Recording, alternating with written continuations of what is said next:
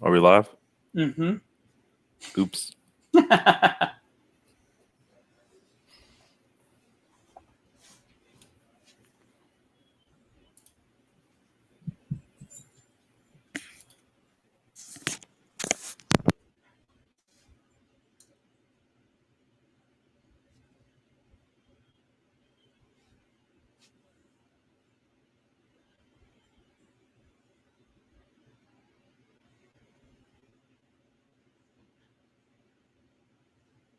All right, ladies and gentlemen, as you make your way in, we'll be getting started in just about 1 to 1.5 minutes right here with Truth Will Set You Free, episode number 13.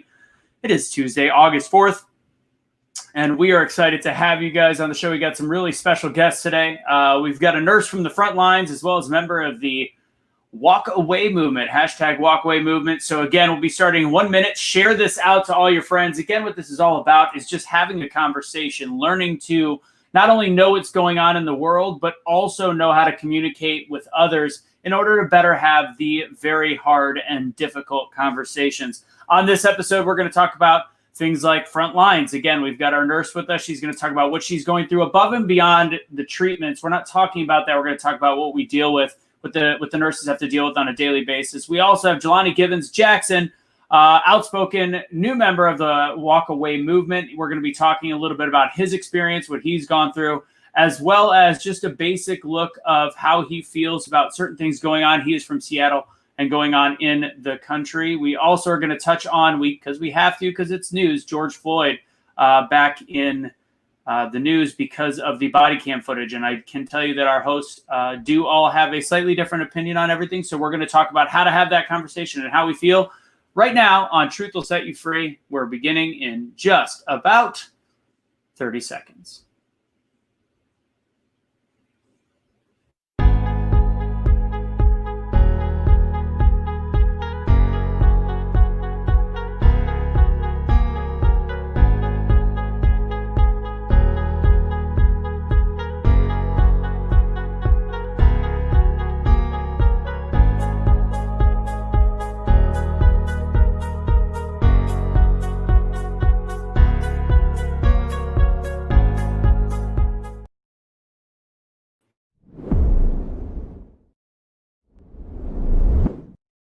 I like throwing it all out there now. We got all the graphics. I don't even know where that countdown came from, but I'm going to use it, dagnabbit. So this is. Did you just post that? Did you just play it? I think Aaron put it in there for something. Okay, I was saying it looked like an Aaron. It's new. That's why I added it. I like it. All right, ladies and gentlemen, this is cool. There I am. What is it? Yeah, This is welcome to Earth. This is hashtag BetheChange, and Truth Will Set You Free. This is an episode where we talk about politics, but it's not just about politics. We talk about how to have the conversations, how to talk about truths. We do have some great guest hosts with us. And again, I encourage you guys, as you listen to us, learn how to the purpose is to learn how to discuss with other people on what's going on. That's it. Plain and simple. We want to create a lot of kindness, love, create change by action, and create change by conversation. So let's bring up our other hosts on the show, and we're excited to also have our special guests as well, which we'll introduce shortly. Curtis, what's going on, brother? Nothing much. Welcome to the show. I'm excited to every week come in and hang with you all. We had a really good show last weekend. I'm excited. Last week. I'm excited to hear from our guests today, and some crazy stuff going on in the world today. And just really quick, want to put my thoughts and prayers to those out in Beirut, Lebanon, which that was absolutely crazy. But yeah. Yep, and we'll show a little bit of footage from there. Again, there's really no news with it, but just letting people know what's going on because I know people are curious. So, Aaron, what's cracking? What's going on, brother? What's cracking? Life is good, getting back to the grind. Things are starting to open back up again. Just got back from Atlanta. I was down there for a few days filming a commercial. So life is good, getting back to the real world. Yeah. New York. We're exactly. All right. So the first thing we're going to do, by the way, we're going to have a nurse come on, and we had a pulmonary expert last week that's on the front lines. Her and I, of course, agreed greatly on issues behind stopping the protests, and then disagreed greatly on hydroxychloroquine. But her and I, by the way, have continued conversation daily. She sends me a bunch of stuff. I disagree with it, and we go back and forth. But it's amazing because we really fight, and in the end, we actually get along pretty well. That is not what we're going to be discussing on this episode. We are actually going to be talking about things we forget about. We talk about the bureaucracy of everything going on in the country, and we neglect to mention things like, the human aspect and what people have to go through. So we are going to be bringing on her shortly. Tierney will be up in about 3 minutes. I know she's chomping at the bit and back, but I am going to show, we'll have her on first, and we'll talk a little bit about Birut and what's going on there. So again, this is just to let people know what's happening so you can have those conversations, why COVID matters to you, why COVID matters to others, and why it is such a crazy situation. After that, we're going to have Jelani on. He'll be probably hanging with us the whole episode to talk about all the different topics we have come on besides just the walkaway movement. So with anything else, do you have any other opening words, gentlemen? Or are we ready to kick the tires and light the fires? Let's rock and roll. I like grilled chicken. Mm-hmm. You said fires, so got it. Super weird. All right. I love it. Again, last call to everybody out there. Please share this out there. Share it to your friends. Again, it's a great way to share what our movement is between Streetlights and us, and see if Cash will actually wake up. I think he went to bed at about 1 p.m. Who knows? All right. So I'm going to bring on a nurse, an RN that we have from the Milwaukee area / Chicago area. I'm actually not sure which hospital she's in because I forgot what she said yesterday. But we are very excited to have her on and just kind of give a firsthand experience of what's going on the front line. So Tierney Flynn, hi. What's happening? Hi. Hi. So my name is Tierney. I'm an ICU nurse, and I have been working in the COVID ICU since May. So I've been pretty much spent like all summer working in the COVID ICU. And I would say, like, besides just like the level of care that you have to provide, I think the hardest thing for me has been the fact that like all of these patients are alone. Like no family can come see them. And so we're like the only person that they get to see all day, every day. So like human connection is super important. And like in these circumstances, going the extra mile does mean a lot. I had one experience with a patient not too long ago, actually, where the patients are basically kind of in a comatose state because in order to tolerate the ventilator and all the other life support measures, they have to kind of be in like a sedated state so their body can rest. And I had a patient who's the only way they can communicate with their family is via FaceTime. So I had a patient who his wife was FaceTiming him, and I was in the room getting the FaceTime set up, and the wife starts to sing to him on the time, and all of a sudden, like, the patient just like a few like tears just down his cheek, and it was just that, like, I just broke down and cried in the room. Like, I couldn't even help it because it just reminds you that like there is somebody still there, and like every little thing that you're doing is making a difference. And I think with everything going on with COVID, people, they think more about the medical aspect and the fact that these patients are alone, in the hospital, and nobody can come visit them. So that's something that I've never had to experience, working in ICU prior to COVID, they could have visitors and stuff. So to have to be the main communicator between the family and the patient, it's pretty devastating, even being like a healthcare provider. Yeah, it's completely different. We look at everything as statistics when we have these conversations, and we forget about everything else. Like, you look at it and it's charts, it's the government showing us and the media showing all these different things that are totally number related. Like how many beds, how many studies. Even last week when we were talking about the use of hydroxychloroquine, we're like, this study had this study had this study had people. We're forgetting that every single one of those are people as they go. And we appreciate what you're dealing with on a daily basis. And this is not what you signed up for, to be a nurse. So it's a complete, I mean, maybe you did, but this is very, very different. So how long have you been a nurse for? I've been a nurse for a little over like 6.5 years. But there's definitely like a general consensus, like even among physicians, that like we don't really know what to do. And like, I mean, we're kind of just like throwing the kitchen sink at them. Like, I've literally heard physicians say we're throwing the kitchen sink at them because, I mean, every single person's different. Everybody responds differently to various treatments. Everybody has different comorbidities. But I would say of all the patients that I've taken care of, I've lost most of them within the hospital that I've worked in. Yeah. Yeah, that's The very outcomes tough. haven't been good. Yeah. Once they get to the hospital, it's not great. We have a friend of ours from the network from one of our shows, Fighting, and he's been under he's been intubated, he's been vented. It's been almost a month now that he's been in the paralyzed state, on and off paralyzed state of coma, and it's hard because and what the people that come out, they're not coming out the same person either. Right. Yeah. They're definitely, because you deal with them like hypoxia, like, lack of oxygen to the brain. So even if you go without a little oxygen for a little bit, like a really short amount of time, like cognitively, you're different. It affects like your memory, it affects your personality. And I feel like just even being that critically ill has to have some sort of effect on you, even if you do make it out. So yeah. It's been really challenging. It almost feels like there's like a really fine line, because it's like by the time the patients come to the hospital, it's already progressed so far where they need to be intubated immediately. They need blood transfusions. They need to be on a vent. They need dialysis. They need every single life support measure. But it's like if you go to the hospital before your symptoms are at that point, you're not sick enough. So they'll send you home. So it's really tough. Really tough. Yeah, it's something I was seeing with a few friends that are doctors, just telling me how they were seeing people who are healthy a week, 2 days before. Oh, it's fine, go home. Like, we don't have space right now.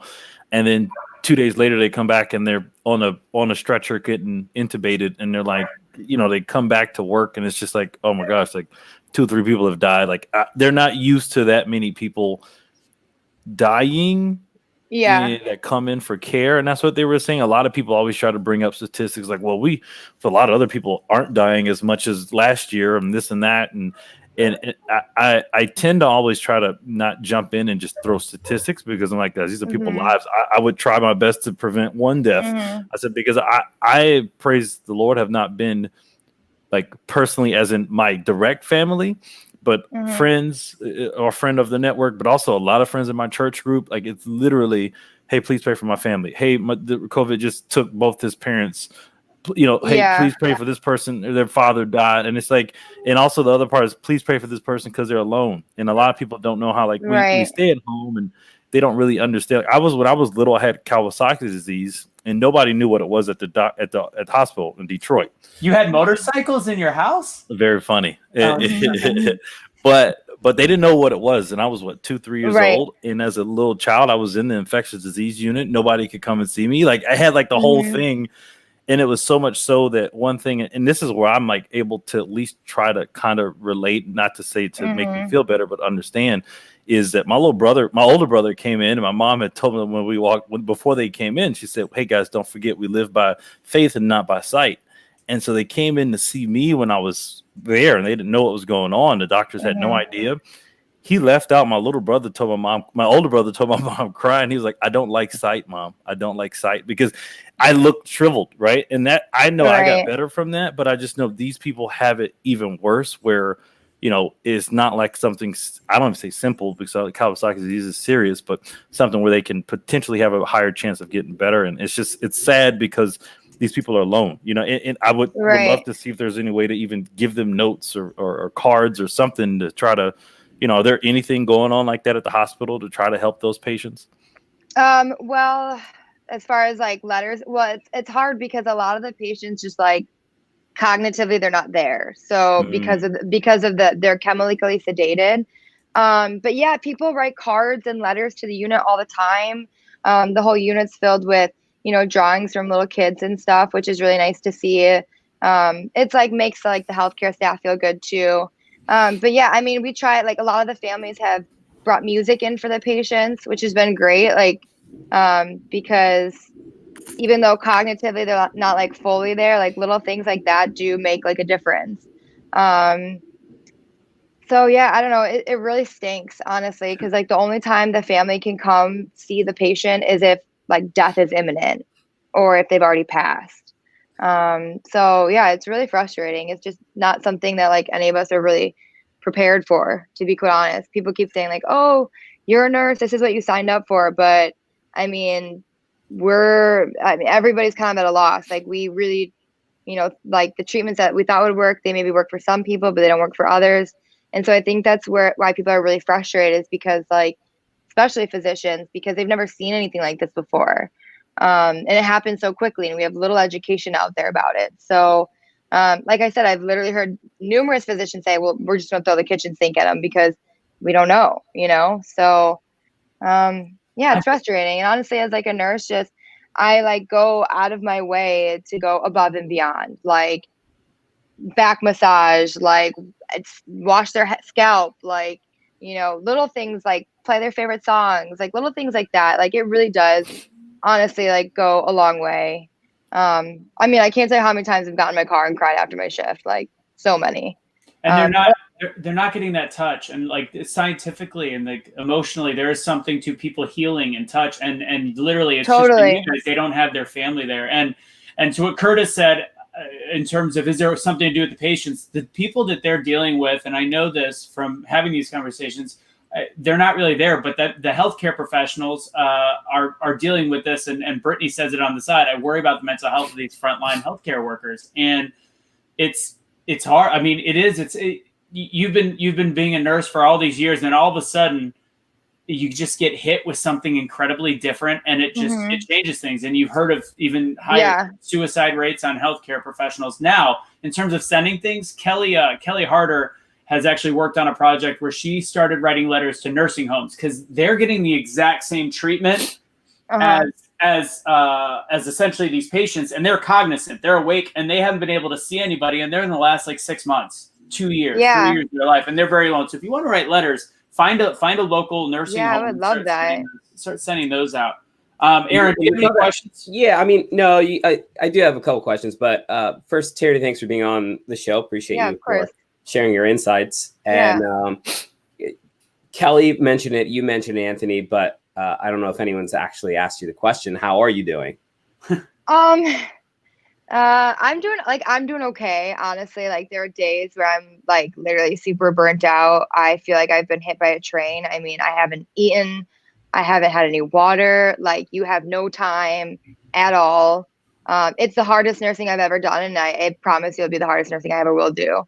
Don't say that. Think about Birut right now. Just hold that thought. Pray against that. Pray against that. Well, I've been at work all day, so I don't know the whole details of everything that's going on. I kind of saw like a little bit, but yeah, that looks terrible.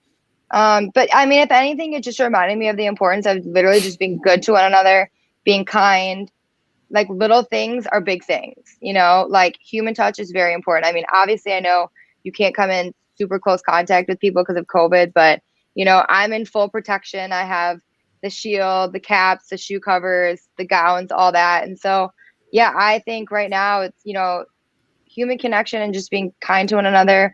It's super important. But as far as like mental health goes, it's a serious issue among healthcare.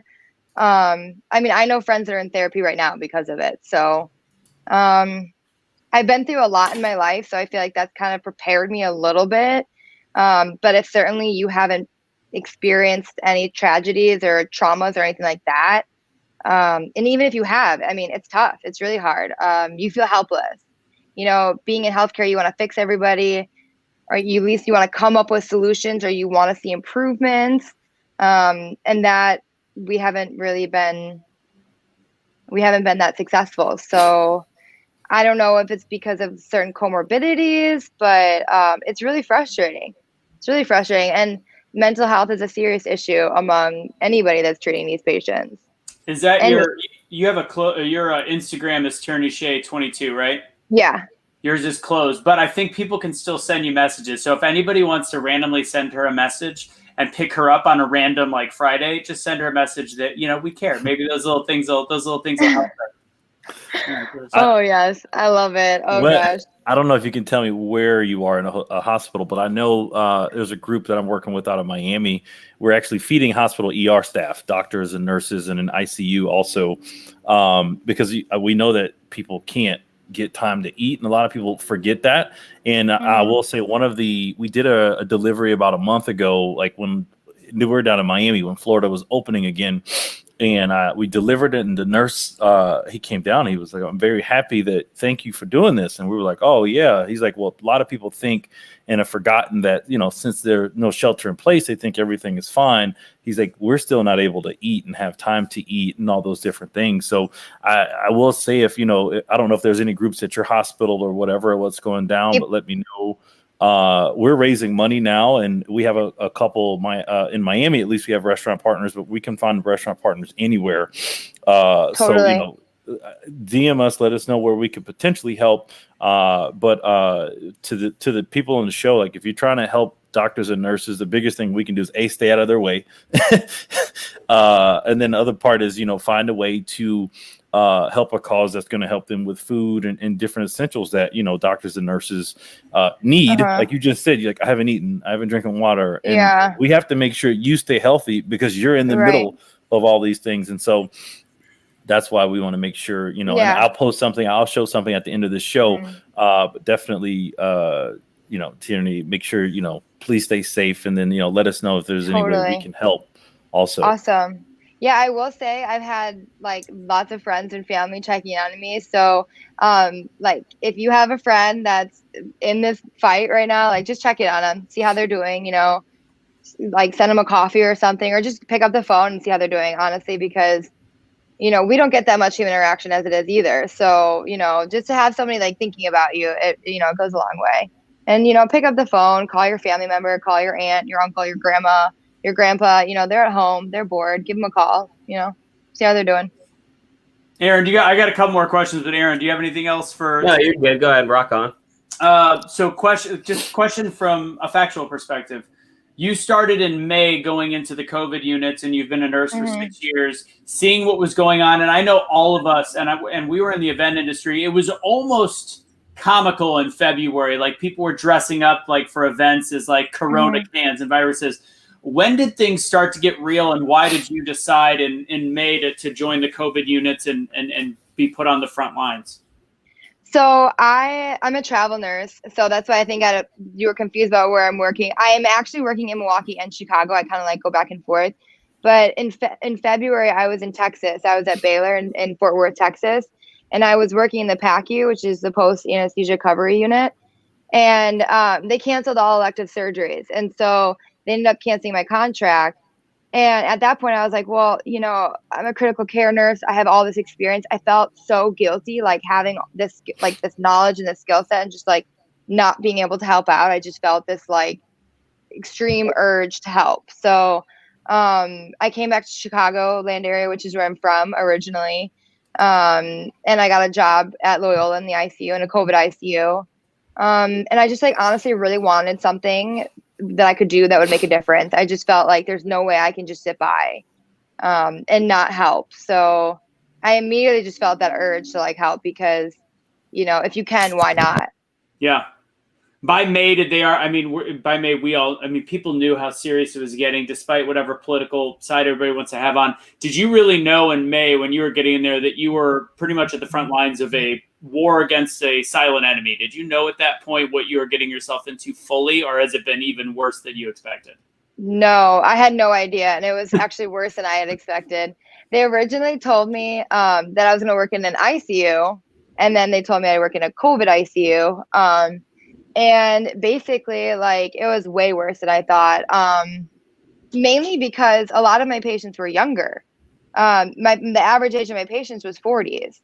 And I just remember thinking, like, holy cow, this is not what I thought. I thought it was going to be this older population.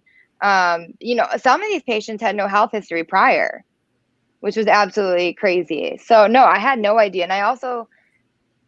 And because everybody in the healthcare field, we're like all in this together. So there is some like camaraderie and knowing that we're like all in the trenches together. Like when you go to work and it's, pardon my French, but a shitstorm, it's like, it's nice to know that everybody's in it with you. And it's like, we're going to figure it out. So, like I was saying earlier about the physicians, they're not really sure what to do. We're just trying everything and we're all relying on each other. So it's lots of teamwork. And just relying on one another. So yeah, and I had no idea it was this bad. I'm not gonna lie, I was one of those people in the beginning that kind of, thought this was a little exacerbated, maybe not even real. And then I came back to Chicago, and when I was working at Loyola, I'm still employed by them. I just work there part-time now. But when I was working with them full-time last month, they had to open up an eighth ICU to house these patients. So that's how many patients we had. Yeah. When you see the patients that don't have they're healthy patients and not comorbidities, how many of them are people do ask, and I think, was it you and I or somebody else, are they predominantly minorities? I think you said that to me yesterday. Yeah. It's interesting. And this is my actual last question. I know you have to get back to work, and if the gentlemen have another question for you, do you guys talk like with the doctors and other nurses? Do you guys have the same political debates that all of us in the United States have? Like, do we use this? Why aren't they doing this? Like, how does that work inside of the ICU? Or is it just as divided, like in terms of the political beliefs, or what is it like? I mean, everyone's very verbal about how they feel about things. Every doctor definitely is more vocal about the politics and stuff. Even today, I overheard some nurses saying that they don't even think COVID's real in the ICU. So it's a little bizarre. The politics in healthcare are bad as it is. So especially throw in COVID when people are really confused about it. Yeah, it's very political for sure. Especially with like the remdesivir, the hydroxychloroquine. I mean, in none of the ICUs I've even been in, we haven't even used it. You haven't used hydroxychloroquine by you? No, not at all. So weird. Because then we had that nurse last week saying that again, part of their kitchen sink is throwing everything at it, and she doesn't even like hydroxychloroquine. So, well, yeah. Right. Well, I mean, it definitely can have some like contraindications, but I'm like on a travel nurse. I'm on a Facebook group for like travel nurses and just nurses in general, and it's like 50-50. Some hospitals use it, some don't.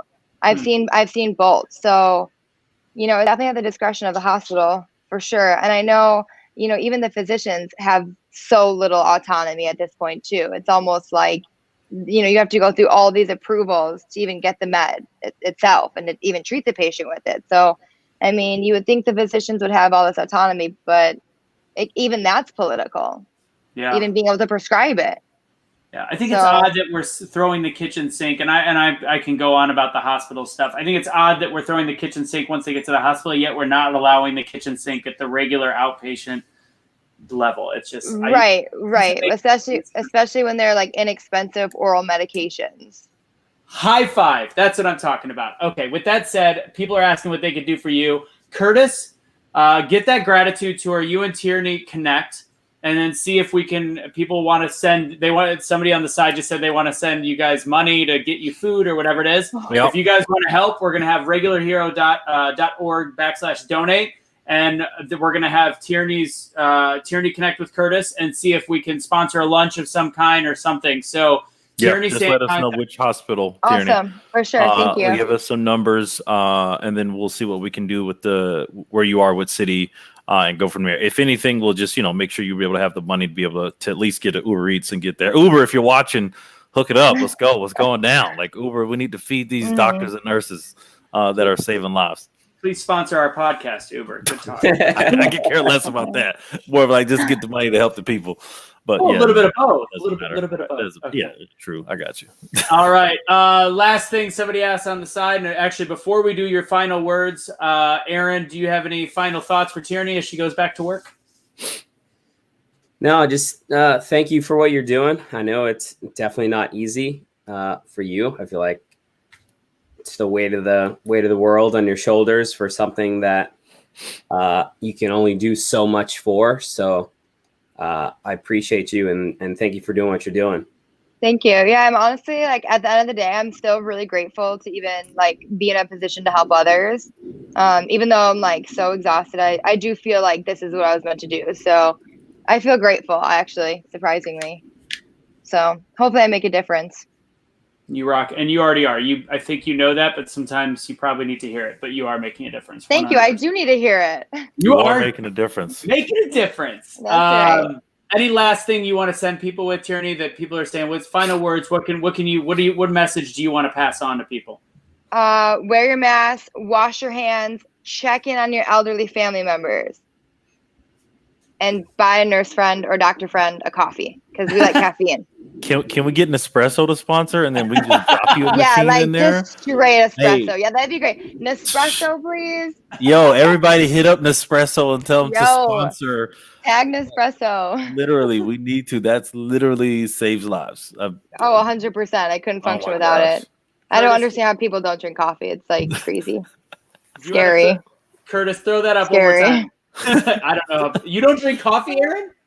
No. How do you? Aaron's different, guys. Cool. He's gone. Yeah. That's scary. Aaron I'm is like- scary. I'm a scary person, not caffeinated. Y'all don't want to be around me. Yes, last night when I said to do the mic check when we could do test out with her last night, she's like, I just got done working out. I need strictly audio. Like, okay. Yeah, I literally turned the camera off right away. And he's like, I can't see you. And I'm like, I know. That's whole purpose. I'm like, I literally turned it off. Like, I know you can't. I know you Anthony. can't. I'm behind you. Yeah, that's why he put me on blast. He's like, "Oh, you're wearing makeup today." I'm like, "Well, That's so nice of our host. Thank you, Tierney, for just Thank you. showing up. I'm just Thank you guys for having me. I had a great time. No, it's great. And possibly as things evolve, let's see what happens in a few weeks from now or when you're done with we'll stay in contact. Curtis is going to stay in contact. I'm probably going to send you a t-shirt. Be the change shirt, and you can rock it out while you're being the change that you want to see in the world by killing it at your job. Thank you so much. And if you guys want to help, Tierney, regularhero.org/donate. Curtis and her are going to get together and hopefully buy them all lunch or something. Yeah, right? just leave a comment. Let us know that you're donating to feed Tierney. That's an important All note. right, I'm gonna have to work out note. even more now. No, I love it. Thank you. I really appreciate it. Honestly. Thank you. Thank you, Tierney. All right, Thank Tierney. you. Bye, guys. You have a good day. Later. Bye. Thanks. You too. Bye. Bye. It's crazy. We forget about the people in the middle of something that's all about people. And again, remember on that regularhero.org/donate, leave a note for and Tierney. we will post to other hospitals we are feeding, and then when we feed Tierney, we'll get a photo and also post it at the Gratitour. It's just what we're trying to figure out, a way for people to jump in and help the hospitals without having to actually go and get in harm's way. So thank you. I'll see a bunch of people wanting to help out. That is definitely a way. Just let us know. You can make it a recurring donation so we can continue feeding people, which is a very, very important thing. So, if you can handle it, if you can manage it, even if it's not donated to us, find somebody near you to help. But again, be safe. Yep, and I want to be clear, Kelly. It gets to hook up in a conversation with Curtis and a T-shirt. Not gets to hook up. We are not that kind of a show. No. Kelly. No, we're not. We're not. To Betsy. It's only on the OnlyFans site. That's on. Hey! It's a pandemic out here, dog. I got a discount running, $30 off. All right, it's $150 a month. Let's go. We're about to bring Jelani on. Since people, we don't need to do a whole big deal about it, but I'm going to show some footage of Birut right now. If anybody hasn't seen this video, honestly, I'll probably just show this one. You don't need much. It's the craziest explosion you've ever seen. Warning! It is crazy. So if you don't want to watch it, this one's pretty safe. I mean, it's just it looks like something out of a movie. It's right now it's sounding like 2,700 tons of seized ammonium from 9 years ago just exploded. That's not 2,700 pounds. That's 27 tons. 2,700 tons. Sorry, 2,700 tons of seized ammonium. Ridiculous. So there was an explosion then set off at a munition center that set off another explosion. So let's go ahead and see if I can get this to work, which is always about 50-50. Which one is this? So I always tell Anthony, everyone, while he's figuring this out, I always tell him, just tell me what the link is and I will download it for you. And then we can just load it in so he doesn't have to pull it from the internet and then we're getting there. Pray to the internet gods if it will work or not. You said I think he enjoys the will it play? Will it not play? I think he really enjoys it. He likes the roulette. I'm personally hoping it doesn't play. Okay, all right. Well, you're busy, Aaron. You work on a lot of stuff. I always feel bad about asking for stuff if you can't tell. All right, so here's the deal. This one should work. Again, somebody said it's like 9/11 afterwards in some way. It's worse. Nothing like 9/11. You see this explosion. It is ridiculous. All right, ready, set. My gosh. It is crazy. There's no audio. No, there shouldn't be on this one. Okay. Yeah, it's just showing how fast. Well, that did a terrible example of it. It was horrible. Why is it not every time we actually start the? There we go. Put the link There we go. Put the link in the chat, and I'll pull it real quick. I don't even know where the link is because I actually saved those movies on my phone. Anyways, here's what you do. You go to. I see Jelani and back laughing too. I will find you, Jelani. I will hunt you down. We're gonna. No, get you the won't. fight. No, you won't. All right. They'll probably send you a shirt and ask you to wear it. All right. So if you guys want to see it, I posted earlier on the page to go to Agenda Free TV. I put the link on the Be the Change page. It's the guy that does that. He showed so many things, footages. It was felt. They said on an island that was like 200 because there was just water in between. It was felt 230 kilometers away. The wave that went out. I've never seen anything like that in my whole entire life. So again, right for Lebanon, Beirut, and Curtis right before. The one thing we did hear is that there was some political officials that may have been some government officials. So because it's right next to their main hub, literally right there.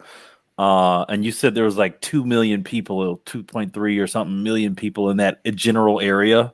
Within a 5K run, within 3.1 miles, there's 2.3 million people, and it was felt well over 6 miles away. There's cars, the video footage, and why is there so much video footage? There was an explosion right beforehand that was big that caused everybody to get their phones out. So everybody got their phones out, and then. And that's the crazy thing because there were firefighters fighting that fire. And that, man, I feel bad. Pray for your firefighters because they go in just to save, and these things can happen. And again, even happened in 9/11 and some other places too, where things can happen like that. So pray for your firefighters. It's crazy. Yeah, and last bit, Melanie asked about toxic fumes. They have now said to evacuate all of Beirut because. Oh my gosh. I see Jelani in back. I think he's really quick shutting the back door. Hopefully he's a little choppy. So Jelani, when I bring you up, he's laughing. When I bring you up, if we're having trouble with audio, I might just have you drop in and out. So let's see how it is. So this is our next guest. We're talking about, he's a member of the hashtag Walk Away movement. Essentially, he's been a Democrat his whole life, moving to the Republican side. And I do want to encourage, this is a conversation of why we feel certain ways and how we made the change and what people have gone through. This is not a political campaign in any way, shape, or form. So, Jelani, I'm going to bring you up. Hopefully this is working. Jelani, what's up? Nope. That was check 1, check 2. Can you hear me? Oh. I guess he walked away. Leave it to the internet, I guess he walked away. It's the internet. It's going to do this to you. Well, he was having computer troubles earlier as well. Oh, let's try it again. And we're just option number 2 at Jelani. Jelani, how's it? Is it working? Yeah. Okay. I can hear you. I heard that last part about the walk away. That was fun. That's good stuff, man. All right, so you have Donald X as your moniker. Jelani, you and I connected a few weeks ago when I connected with Isaiah, and I know you guys have been talking as well. First off, what have you faced with Walkaway? Who are you, and what have you been working on? Well, me, I mean, I'm just an everyday working guy that decided to want to see what's up with politics after what happened with downtown Seattle. I mean, I seen the mayor and the governor fighting with the president over Twitter, and I thought that was real odd seeing how that was going on. So I decided to, shine some light on the truth out here. And I mean, I'm a former gang member. I used to run the streets doing what gang members do, and realized that people really looked up to me and that what I was doing was wrong. So I decided to walk away from all of that and do my research. I find it interesting, and Akashs obviously is another guest on our show, that a lot of the former gang members are starting to make a switch to the more conservative side of government. Why do you think that is? I think it's mainly because, me personally, I think it's from where I was raised. I mean, I was raised from just the whole idea of God and family and just not really relying on the government like that. And when you look at the Democratic Party, that's all it seemed like they were trying to take away from me was my religion and trying to take away, I mean, my freedom. So then that way I would rely on them more. And your family is predominantly Democrat, correct? Your mom, or no? That's the thing. The elders of my family are, I would say, conservative. I wouldn't say they are Republican, but they're more conservative. It's the younger generation that are not really sure what they are. Got it. Yeah. If you don't mind to jump in, Jelani. I was going to actually have you as the primary conversation on this one. So go ahead. I was going to say, actually, I was in a panel that I'll be hosting later this month again. And it was something where I was listening to some people like this on both sides. You know, people were talking about how they were coming over to, you know, leaving the Democratic because it wasn't what they saw, but also on the Republican side that started to say that there are more, and these are older. They were like, we're conservative. We're not Republican, because a lot of what they were saying is the Republican values and Democratic values aren't like what they used to be party values. And a lot of the older people said, you know, with something with the God side of it, they're like, the God's not in Republican, on how a lot of the things are shown because of, you know, I mean, and again, I wanted to listen to their reasoning on why they said those things, but they were just saying a lot of the things that they see is not of Christian people. And they were like, they don't agree with the Democrats either, but they do have a more conservative view. And so that they didn't want to say they were just a party because they don't want to be labeled and have to accept everything. But something like what you were saying, they were saying they don't want to just be fed what they should do. And these, you know, these are more black people, and they're like, they don't want to be fed of what they should be doing, who they should vote for. And we've heard that a numerous amount of times with like different people like Kanye and a few others that are, you know, out there in the media about how, you know, a lot of times they tell black people what to vote for and what we should believe in. So I like the fact that, you know, you did your own research and, you know, like, hey, I'm going to go out on my own path, even though it might be either way. I feel like if more people really looked at what they were doing and who they believed in or what they believed, I think you would see a lot of switching, you know, on both sides of people leaving some of the more far right, far left, and, you know, maybe going more to the right or more to the left on different issues and having a more, you know, overall view. So I definitely commend you, you know, for taking a step, you know, and doing what you believe is right for your beliefs are. Yeah. So, Jelani, question for you. Yeah, I started off because it got a conservative first and then Republican. Got it. So when you in the last couple of weeks, because you and I have talked a bunch on social media, your social media pages have been taken down. Your videos keep getting taken down. Your videos were shared by Hodge twins. You could say who they were shared by, but your actual personal page keeps getting dropped and keeps getting taken down. Do you have any idea why, or what exactly have you noticed or faced with that? I mean, I've changed my passwords. It allows me to see if anybody logs in or out. So, I mean, there's nothing going on with that. And, I mean, stuff just disappears as soon as it gets shared a lot, as far as like my Black Lives MAGA t-shirt. When that got shared a bunch, that ended up disappearing off my page. And then again with my Let's All MAGA Together, the t-shirt that I designed, they took that off my page. So, and then a lot of videos that I ended up having to repost ended up getting took off the page, including the one that the Hodge twins and Terrence Williams shared. Both of the videos that they shared got taken off of Facebook, even the doctored ones that they created for that video. And he sent it to me, and I watched them before they got taken down, and they're up, and it's just simply like, I chose to walk away because no information that would be considered wrong, nothing that's weird, and legit. Then I'd look at it an hour later, and it was gone. And he's like, got taken down again.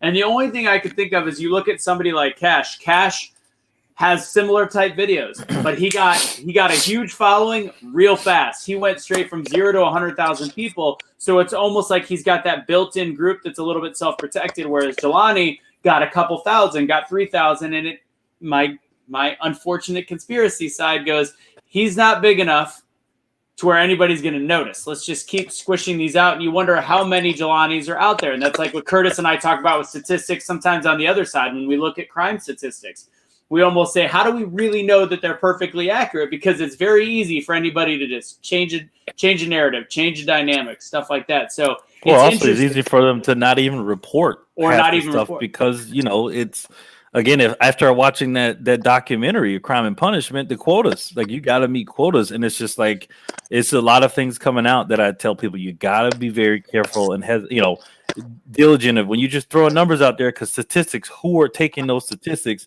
and who are the ones reporting those statistics? Because you look at the polls that they were talking about back in 2016, 15, that, these polls, but that's not the real. I mean, I'm just saying, as an example that people can grasp. I find we had ask Hillary about that. Yeah, we have a guy that's going to come on in a couple weeks. I talked to him today. He's considered he runs the Deplorable Pride group in the country. He's one of the top people, and so he is a gay. He's the first ever gay man to be kicked out of a gay pride parade because apparently in 2017 he had a Donald Trump flag. And they kicked him out. So it's just, he has a lot of philosophies and he's getting targeted by people, but it's very interesting how they're able to change a narrative, change a dynamic, and also how this one, I can't wait. He's going to share it, and I'm sure we have different viewers on every show, and they might hear this. He legitimately got called a FAG from somebody on social media and it was a liberal saying, "Why don't you shut up, FAG?" But it was the @ sign. He responded with something like, "Come at me, cupcake," or something along those lines. They both reported each other. He was put in Facebook jail for 30 days. The other guy said it didn't violate any community standards. It just doesn't make sense anymore. And it frustrates me. And we talk a little bit about politics and we talk a lot about politics, but not about what sides we go. But my issue is less with Democrats or Republicans. It's more with the way that one side is being portrayed as opposed to another. It's not even the politicians that I'm necessarily following. It's more of a silencing of one group that has pushed me more to one side than the other. And I'll leave it at that. So I've got Aaron doing work down there. Sorry about that. I have, ripping files. He said he was working earlier, so I didn't want to push him. Jelani, what do you think of across the board as you've seen Seattle and what's happened out there and kind of been on the ground? What do you think as a whole of the Black Lives Matter as a movement? Take away the corporation. I think we all have very similar opinions, but the movement of Black Lives Matter. Well, my family is still one of the largest Black families to still reside in Seattle, Washington. We're very well known. So as far as Black lives in Seattle, I'm always going to be for the injustice that happens out there. So, I mean, if you go to the Central District of Seattle, you'll see that they're very organized when it comes to doing stuff peaceful that doesn't have anything to do with destruction or Antifa for that matter. That's where you need to go if you want to actually see peaceful Black Matter protests, marches. That's in my opinion. It's interesting.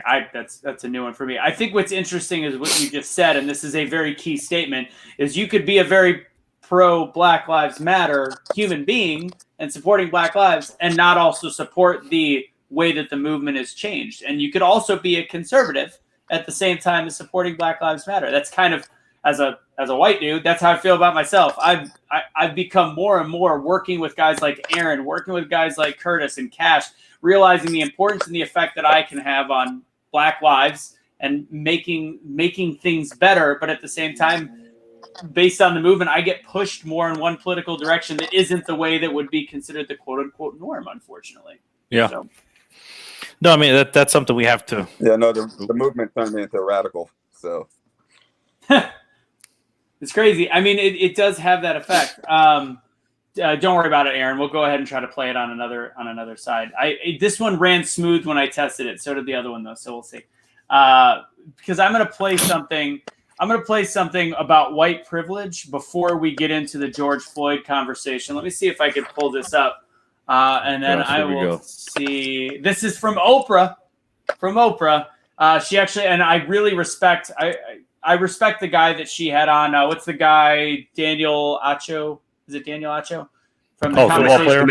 Emmanuel Acho. Emmanuel Acho. Conversations with the Black Man. Let me try to pull this up real quick. Sorry for making you work, Aaron. Do you got any questions for Jelani while I find this?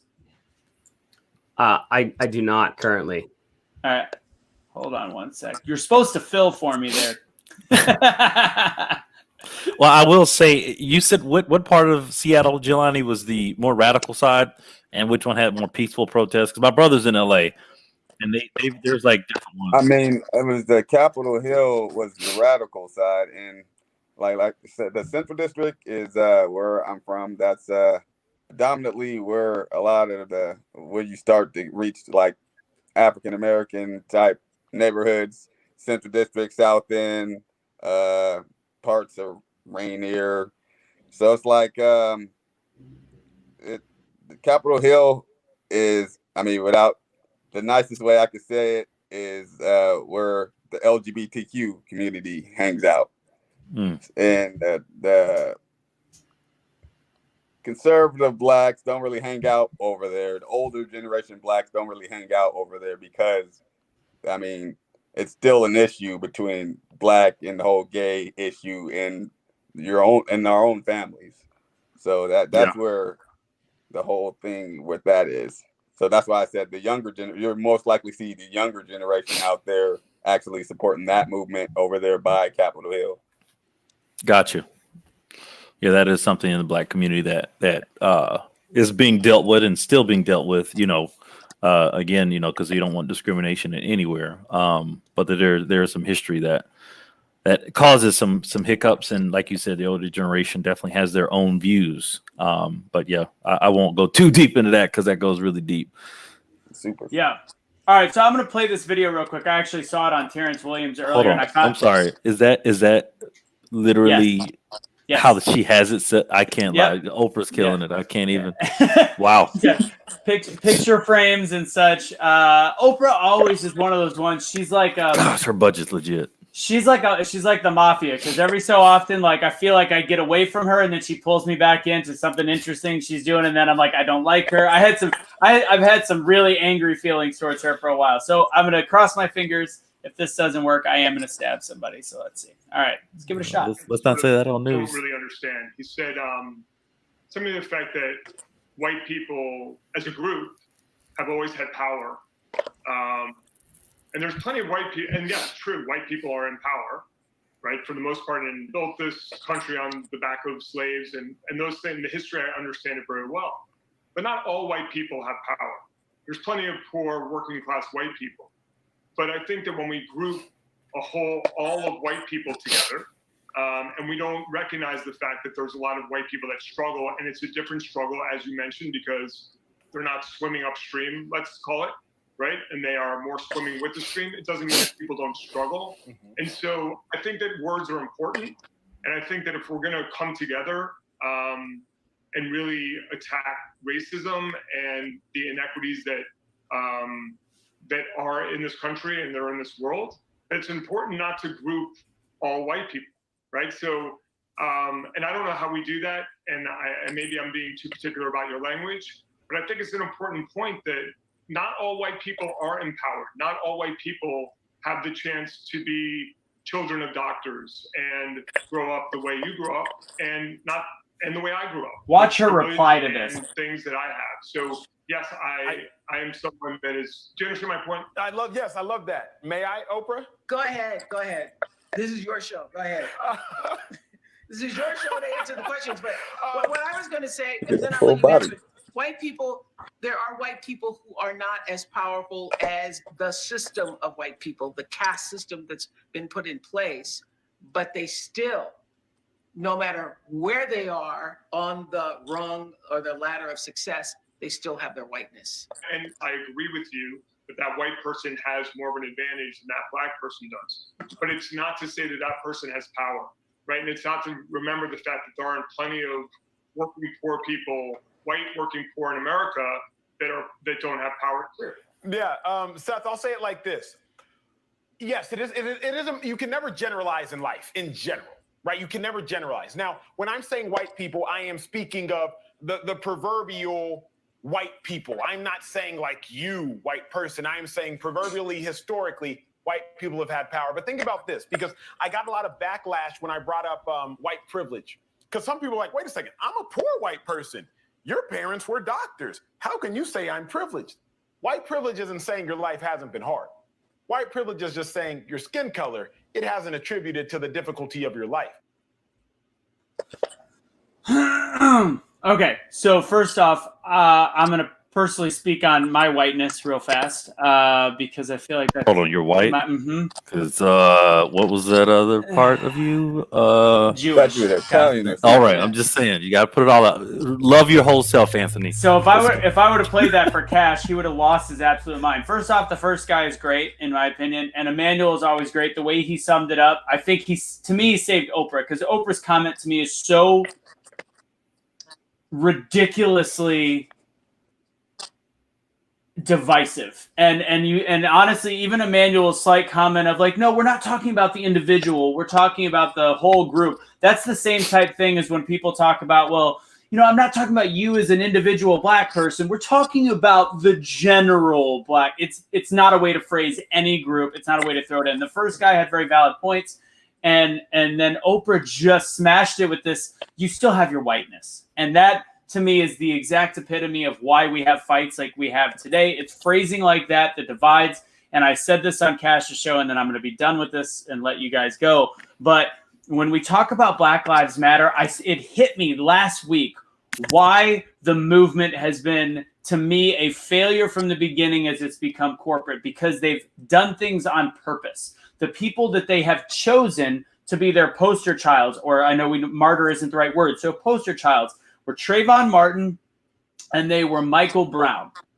Why would they be chosen by that group? Trayvon was already started building a rap sheet and a record at 17, didn't deserve to die, but started building a rap sheet at 17. Michael Brown just was an all-around bad dude, and we have a full false thing of hands up, don't shoot. Why would they choose those two? I used to ask that. Why don't you choose Tamir Rice, an innocent 12-year-old gunned down by police? Why don't you choose that? Why?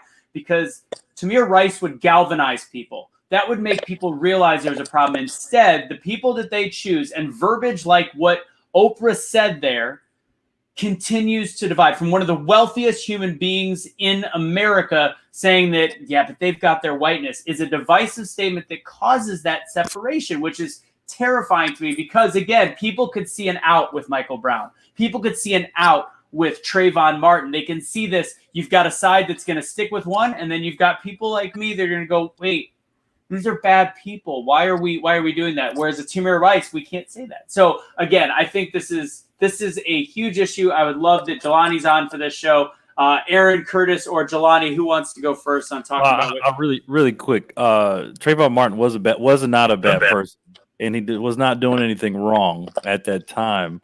When he got at that moment killed by that person, were you there? I'm just saying from what we see, right? No. They found drugs in his backpack. Things you don't hear. There was drugs in his backpack. He had jewelry in his backpack and they don't know if it was stolen from the houses. If we're going all the way back to Trayvon Martin, there was stuff that had been ripped off. So how many people have drugs that aren't doing anything bad? Never said he deserved. We always say there's drugs in the bag, and this is what I just want to make the connotation because I've been around a lot of people. I don't smoke weed. Never smoke weed. I don't take drugs. I don't smoke cigarettes. But I've seen more people that aren't black having drugs, harder drugs, and worse drugs I've never even heard of in my life, which is kind of crazy. At music festivals, at all these places, but they never get those drugs thrown at them. Like, well, he had drugs in the bag. A lot of people have drugs in the bag, and the problem is, let's take away the drugs. I just want to say, and this is for everybody in the group, because this is how it can go that way with the drugs, because it's a connotation that I see happen a lot of times, even with people like the black, I forget his name. He was in his house. The lady kicked in and shot him. And then they were like, well, he's got drugs in his apartment. That doesn't matter. That's his apartment. If he's got drugs, he's got drugs. Most time it was weed. Right. Okay. So I just want to make sure we get that out there. Is, just again, and also just because people have a rap sheet when they're younger doesn't always make them. We're all young and make dumb things, right? I know a lot of people. He didn't deserve to die. Did not deserve to die. Not saying that. Michael Brown. Galvanizing. I do agree with you there that the galvanized side of it, because I don't fully agree with the Black Lives Matter Corporation. Right? We should be looking because there's a lot of people who have died who've not done anything wrong. And I do think that a lot of times they, just the newer people still get shouted out. And there was something I was watching, and I got to find it. They were like, don't forget the others. But it's so many people that you have to remember that you start to forget. And it's sad. I don't ever want anybody to feel like, and this is for anybody who's gotten killed, right? There's a lot of people who died in the same thing with COVID. But just going to the Oprah side with the whiteness comment that I don't fully agree with how she said it, but I will say at the same time that she is a billionaire, right? She worked hard to get there, and I guarantee she dealt with racism becoming a billionaire 100%. To get there. And there's other billionaires that are on the same level that are white. Guarantee, I don't want to guarantee, but if they weren't Jewish, right? If they weren't Irish, 9 times out of 10, there's no really other racist area. Maybe if there's like I know there's some sex with like not sex as in sex, but sects that, as I'm learning about Boston and New York, other Europeans, but that really wasn't racism. That was more of your countryism where you came from and they're fighting that I don't believe dealt with as much as Oprah had to deal with. Because, she did grow up around that area in time of the 70s, 80s, and 90s. 100%. So it's something that a lot of people don't always realize because a lot of people do say, Curtis, well, I struggle too. I'm white. I this and that. I said, yeah, I 100%. I agree. I don't ever want to put somebody's struggle above somebody else's, but the inherent, and how do I say this? There's an extraness to if I walk into a store. And I've seen this around the world, right? If you walk in and I walk in, I will get profiled more. And I've even seen this in Fayette County when I was with friends that were white and who were stealing and I wasn't. I didn't have the money. I wasn't stealing. These people had the money and they were stealing. And I'm sitting there looking like, but you're rich. Oh, yeah, I get away with it. But they were looking at me and I'm like, why are you looking at me? I'm not even stealing. I'm not even doing anything wrong. I don't smoke weed. I don't do drugs. I don't do all these things that quote unquote are bad. Again, I'm not perfect. I do other things that are bad. We'll keep that off me. You don't do much. Whatever. But anyway, I'm just saying that that's something that that's something that I will say when people say, well, Curtis, white, I don't like to say white privilege and all these other things. I just will say you as a white person will have a much different experience than me as a black person that you can't control because you didn't create that system that you're in.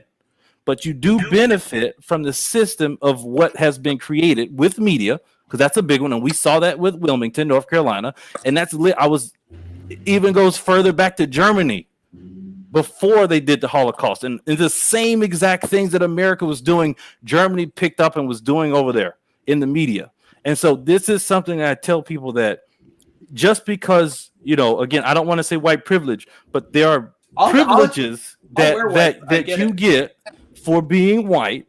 And a lot of people don't want to say, well, I don't get those. It's not money.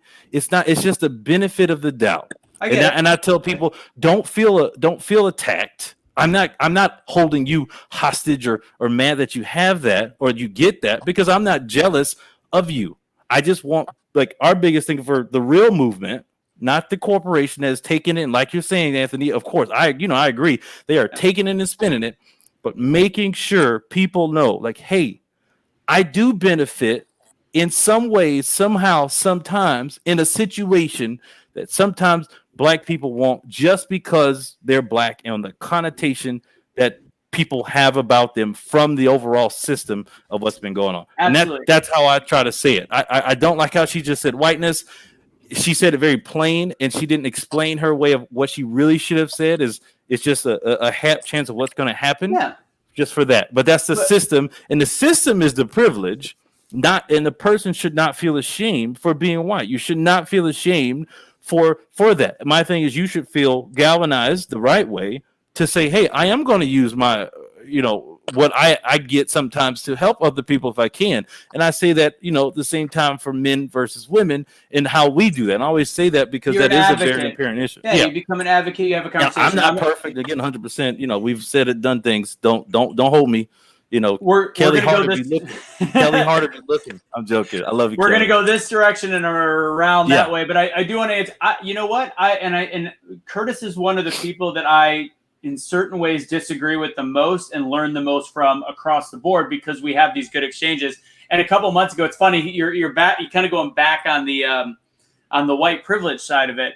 And honestly, I get white privilege. I used to hate that phrase. I used to hate the phrase of white privilege, and I think you and I have talked about it. Now, when somebody says it's your whiteness, to me, it's like, okay, how many different words can you push on me and not get me angry? I have white privilege. I grew up incredibly poor. I grew up with a disabled father. I grew up with a father that left the house. I'm disabled. Yeah, I had a father that left the house. And I made my own way. But you know what I did not have to deal with that a poor black person had to deal with? Exactly what you said. I never had to walk in a store and have somebody look at me funny. There is a difference. And I did like what Emmanuel said at the end. It's not about necessarily that I didn't have a struggle, but I did have something known as white privilege that allowed me to not be looked at differently in a bank. If I dress, if a white dude dresses like a gangster and a hood rat, he's gonna get judged because he's dressed like an asshole. If a white person is dressed well as a whole, you're gonna be taken care of. As a black person, you can dress however you want, and you're going to be judged, and that is the definition of white. I will privilege. say really quickly on that Crime and Punishment. What is it called? Goodness gracious, the movie, but it's not the documentary. They do talk about how one of the police officers went into his boss's office, and his boss said, "Why are you arresting these white guys? They're soft targets. You know what a hard target is."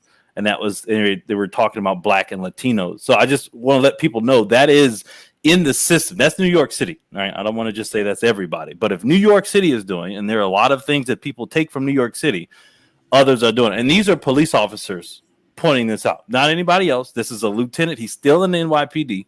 You will see all the things he's going through. Crime and Punishment. I know I posted this a while ago, but that was something that stuck with me when he said that the police, his boss, and the boss didn't know he was being recorded. He said, these are hard targets, black and Latinos. Soft targets are white people. And that's something that was stuck with me. I'm like, well, if that's how that system is looking, that wasn't just then.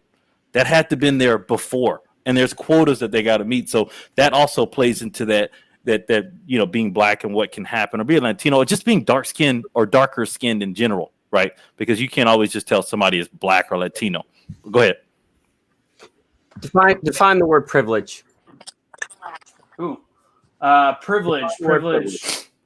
Do you have it already pulled up, or am I doing it right now? You can if you want, but define the word privilege. Privilege to me, you know what? I'm not going to look it up. I'm going to guess before you say it. I got you. Go ahead, Anthony. Well, I'm going to guess that privilege means having, I would almost just say benefit of the doubt or an opportunity that others don't. It's on dictionary.com. It's a special right, advantage, or immunity granted or available only to a particular person or group. Okay. It's an advantage. That's what the word means. That's what a privilege is. It's an advantage. There are physical advantages. There are extrinsic advantages. There are intrinsic advantages. It is an advantage.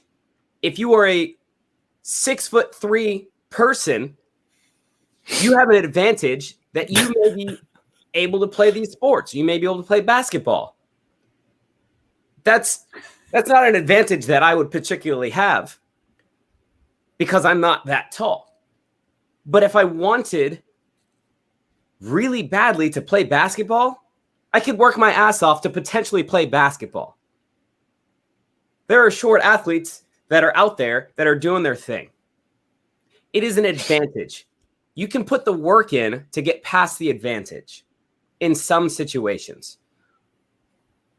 When I hear white privilege, and I'm just frustrated with the entire like conversation of it, and it's still happening, because when people have the conversation, it's most people, or they say this or they say that, and it's like, who is they? Who is they? Who are you talking about?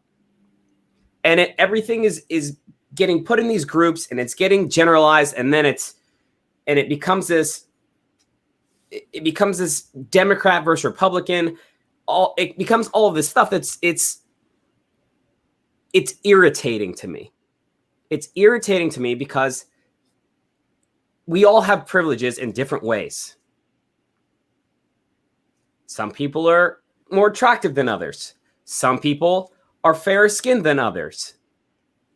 It's different things. Like, if you talk about acting, if you talk about film and TV, people will often cast people with blue eyes because it works better on camera.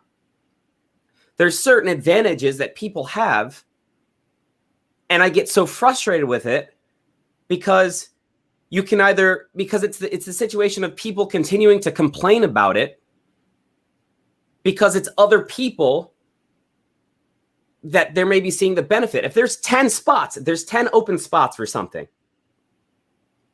and you don't get it because someone else you think wasn't as qualified or wasn't as good got that last spot, what about those 9 other spots? Why weren't you in those top 5 spots? Why didn't you work hard enough to be in one of those spots so you didn't have to worry about the last 5 spots? It gets so frustrating to me with this type of conversation that we've been having since March, that's been highlighted since March. It's been happening before that, but I've been highlighting since March because, yes, white privilege is a thing. The color of your skin is an advantage. Because there are things that are put in our heads, there are stereotypes that are put into our heads that we lean into. And that's why we have a show like this that is about having the conversations and is about having the open mind. Because if I said to Jelani, who do you think is faster out of Anthony and Curtis? What do you think, Jelani? I gotta answer that right now.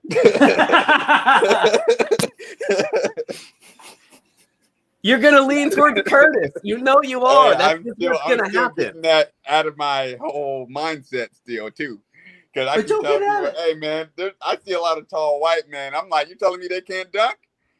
Or you telling me they can't dunk? Mustache weighs me down. Well, I will say this though again, like, and this is a little bit different on that. Like the assuming that I'm faster, right? That's from a lot of people running that are darker. That have that, but there are people again, right? There's going to be that time. It's like, well, you know, this person's white and they're faster. You got Dirk Nowitzki, you got a bunch of people who are white and are great at basketball. Look at baseball, you know. Look at all these sports. I'm a lot of great man, a little bit, man, because I've noticed a lot of white dudes do a lot of cross country. So I'm like, he probably run longer than you. Yeah, that's true. But it's Aaron, go ahead and finish up. Go ahead, Aaron. Sorry. Yeah, sorry about that. I think there are advantages to being black. There are advantages to being white. There are different advantages that we have. That's why we succeed better together, because we can't physically do everything. We can't physically learn everything. We have to rely on each other. That is the thing. I think that when people are saying, oh, well, black people are doing this, or white people are doing this, or I didn't get this because of that white person, or I didn't get that because of this black person, or someone looks at me like this, I think it's a lot of excuses. I think it's a lot of things to make you personally feel better because you don't want to work for it, because you're lazy, or you are content or complacent. And again, that is maybe an advantage that I had because that's how I was raised. And I was raised in a family that gave me the mindset of what my potential is and what I could do. And they always dressed me very well. I didn't dress. I dressed well. So my life wasn't as difficult. I went to good schools. I was pushed and I wouldn't say forced, but I was pushed and really encouraged to focus on my education, because I knew that the more that I learned and the more knowledge that I had that I could apply, the better it would be for me. But I learned that I had that kind of an advantage. Someone like Jelani or someone like Cash may not have had that kind of an advantage. And that may have been, I don't know, that may have been why they ended up in a gang type of situation until they were able to formulate their own mindset to change their ways. That could be proximity, more so than just race proximity. Because again, I don't know, I can't remember Jelani's full childhood, but Cash and I's financial status weren't much different. Now proximity was different because my mom, no matter what, forced me to find places where we were with people that had more money, and we were just on the bottom edge. So it's a proximity thing, but we look at it as color a lot. It is, and it's tough. It's gonna go. I said it before. It's gonna go back and forth all the time when we talk about politics, when we talk about race, when we talk about all this stuff. It's going to continue. It's not going anywhere, but it's the way that the conversation goes down and the way that the conversation happens. There's frequent times that you send the bullet points for the show, and I'm like, oh, those are a little too political for me. That's not my world. I don't want to do it. But then I remember that I get on the show, and it's not about politics for me. The show is not about politics for me. It's about the conversation and how we're talking about things, because you can tell me you're a Republican, you can tell me you're a Democrat, and I go, okay, can we have a conversation about certain things, and it goes well, and we vibe, and that works out, or are we clashing the whole time? If we're clashing the whole time, and I'm doing my best, you're doing your best to try and connect and relate on things, and we just don't do it, then maybe we're not supposed to hang out in that sense. Yeah. And it doesn't always work. We don't always mesh with everyone. It's just a way of life that it goes down that way. And it doesn't mean that person is a bad person or you are a bad person. I know great people that get together and they become bad people because those two things just don't work well. Right. I've been in that relationship. Like it's that person is bad or that I'm bad. We just didn't work together. Yeah. And it's just frustrating. But that's why I continue to jump on the show, and I continue to want to do it because, again, I'm still learning and I'm hearing different perspectives and getting different opinions. And I like when we have guests on like Jelani that I can hear their thoughts and hear a little bit of insight from their world, because then it opens my mind in how to have conversations differently. Yeah. Yeah, I'm gonna. All right, so we're gonna go. I can't wait to have Jelani answer this one. And if you forgot we were talking about Jelani because it's been a while, we made it. We're not good at being concise. We're talking about Oprah and her saying the whiteness and that whole conversation about that. And we're gonna wrap this topic up with Jelani. And also, if you want to throw in, this is a great question. I was about to actually click on that. Yeah. How do we stop white privilege? And again, that's not for me to say, because honestly, it's not something to stop. Well, I don't think it's never going to change. You're never going to change skin color. But this is what I just want to say for the white privilege part, right? It's not like it's not like you use your white privilege to hold other people down, right? And the whole point of it is that you don't control how people perceive you and your skin color, right? The only way I can say, okay, there you go. No, I raise people up. That's oh my gosh, I knew you were gonna say that. Yeah, with the two camera angles. I just want to say that with it's not meant to. When people always say, how do we stop it? How do we? Everybody has to change how they view others, right? If we bring that filter of love, that filter of I'm not going to be afraid of you because media tells me to be afraid of you. I'm not going to be afraid of you because media says you might steal something. It's that something where white privilege might go away if everybody was treated the same, right? That's the difference. And the problem is, I think sometimes on both sides, like Aaron said, some black people use it as like, oh, well, they're white, that's why they got it. And some white people are like, well, I'm not privileged, but I don't want to, I'm treated normal. It's a lot of things that we have to see, that the media is controlling a lot of things how people see, right? And a lot of things how people react. And if we just treat people with respect and you treat people all the same, there won't be any privilege.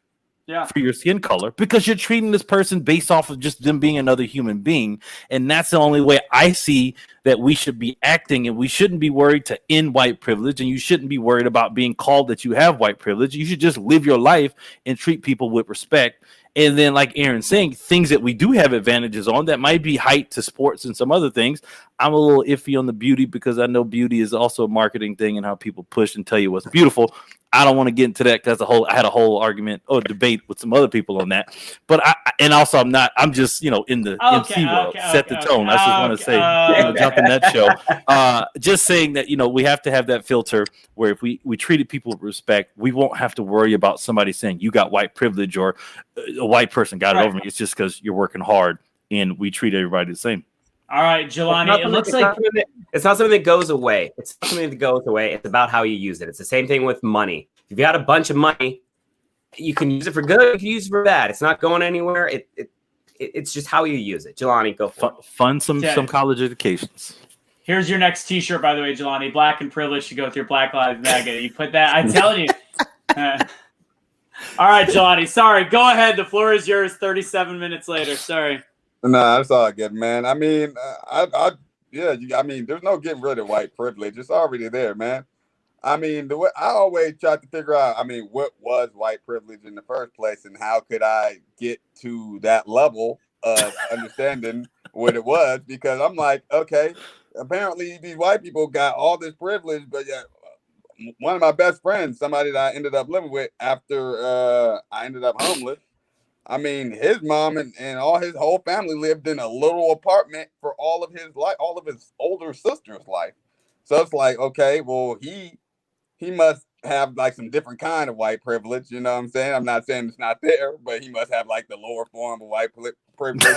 I used to hang out, but then I had the best man at my wedding. His family was wealthy, and they built like houses, and like the people that they knew built houses and shit like that. Pardon my French, You're fine. And I'm like, and I would sometimes hang out with him, and me personally, I was an ex-gay member, and he didn't even know, but I would have drugs and even sometimes even a gun on me, and I always felt safe around him because I thought, well, this white privilege got to be real because everybody keep telling me. And I live in Seattle, so they run that white privilege deep as far as like teaching it to people, and I'm like, but I never wanted to think that way, because after I started learning, I started to feel like it was more of a class thing, and like, okay, so if you got money, you can somewhat reach that point of privilege.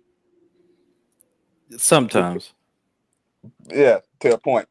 But then, you still got rich black people, and I've seen rich black people end up falling on their ass, and there ain't no getting back up. And I'm like, okay, so how do they get back to that without seeming like they're going to be pandering to white people for that privilege? Because it seems like now it's just like either you have to pander to the white people in order to become famous, or you have to completely discredit white people and completely to get to like some other form of, I don't know, black privilege, I would assume what they're calling it nowadays, because the guys I talk to want to completely eradicate white people off this face of the earth. And I'm like, all of them? Some of y'all are really good at what you do, like going out to the sharks. You guys go shoot the sharks. I ain't gonna mess with sharks. I'm just saying. I don't mess with sharks. So we all are really good at what you do. I'm sorry. I love that. I love it. That on my shirt. Are these other white people or black people that you said that want to eradicate? Black Okay. I was a stereotype. Like I was a gang member. I had the drugs. I had the gun. I used to mess around. I was mean to my ex. I was a terrible person, and I had to literally change myself in order to figure out that I was a terrible person, and I had to work on myself. So I don't know much about the white privilege. All I know is that I had to work on myself in order for me to see clearer about a lot of things going on in the world. I mean, yeah, I do see there's some form of white privilege, but I do see that we also have a lot going for us in this time and age, and we can actually work on this. So what? Last comment on this. What did you think about the? Because we've changed the subject enough.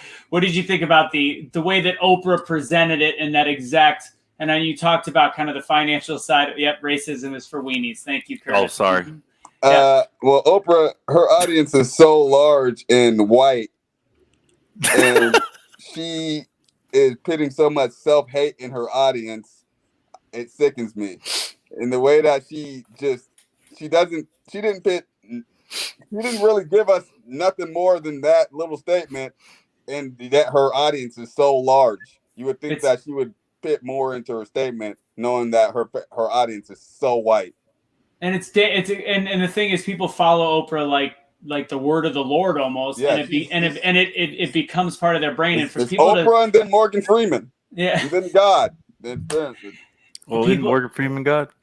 yeah, I thought it was the same thing. I mean, some people. Now, Jelani, if you've got those guys that want to wipe people off the face of the planet, Janine apparently has a list of white people that she needs taken care of. So send it to her friend. I know that. Let's see. Let's see. I thought you were gonna say it. What was I gonna say? Nothing. Aaron, was that comment for me? Who's that for? That was for you, Anthony. Who's Bill O'Dell? I don't know. He's going in on the comments though. Oh, I don't see him. I probably have. Bill. Hey, Bill. So I don't know. Let's see. Some say this guy didn't pay his taxes on time. Now I realize it's a guess. Yeah, you're going hard on the paint. Bill. I don't know. What do you have to say to him? I don't know him. I know. No. I was just saying that you were about to say. I thought you were going to say did something else. No. Never mind. Yeah, exactly. No. Sorry, I didn't know who you were talking about. I did not realize. Yes, Bill's going ham. He's probably all right. We have to meet his emotion with empathy, and he's feeling upset at what Oprah said. Yep. And I will say that is an entire segment, so we only saw a clip. So I encourage, if everybody wants the whole story, to go watch the entire thing. So that way you can speak on the entirety of it. We don't want to just have everybody just see a clip and just run with it. Go watch the entire thing. If you agree or don't agree, come back with some ideas and maybe throw it to us next week. Yeah. All right. So here's how they're gonna put me in Facebook jail. All right. So here's the deal. We are going to wrap it talking a little bit about George Floyd. I'm going to go ahead and make this easy on everybody. And there we go. All right. So we're going to talk George Floyd real quick. We have the new footage, and Curtis was in question of why we bring this up, how we bring this up. A lot of people are wondering what we think about it. And I know Cash went ham on it earlier. I actually have not seen any of the video that he had. So if you haven't seen it, I'm not going to play it because I'm done. I do not want to keep playing the same footage, just different ways of seeing it of George Floyd. Now, what you will see when you actually play it, you'll see a man that was definitely on a high level of drugs, confused, hyperventilating, being, I'm not going to say resisting arrest, but being very difficult with the police because of the panic mode he set in. You see a cop pull his gun very early, very, very early in the arrest. So you see a lot of things we did not see before. So I will start this off with my personal opinions on everything that I saw. First off, George Floyd should not have ended up dead. Plain and simple, he should not have ended up dead. With that said, my biggest fear right now is that they are going to have a very difficult time prosecuting I don't think any of the other 3 police officers will be actually convicted. I do think Derek Chauvin's going to have a fight. With that said, and maybe we need to bring on Kevin again and to have that discussion.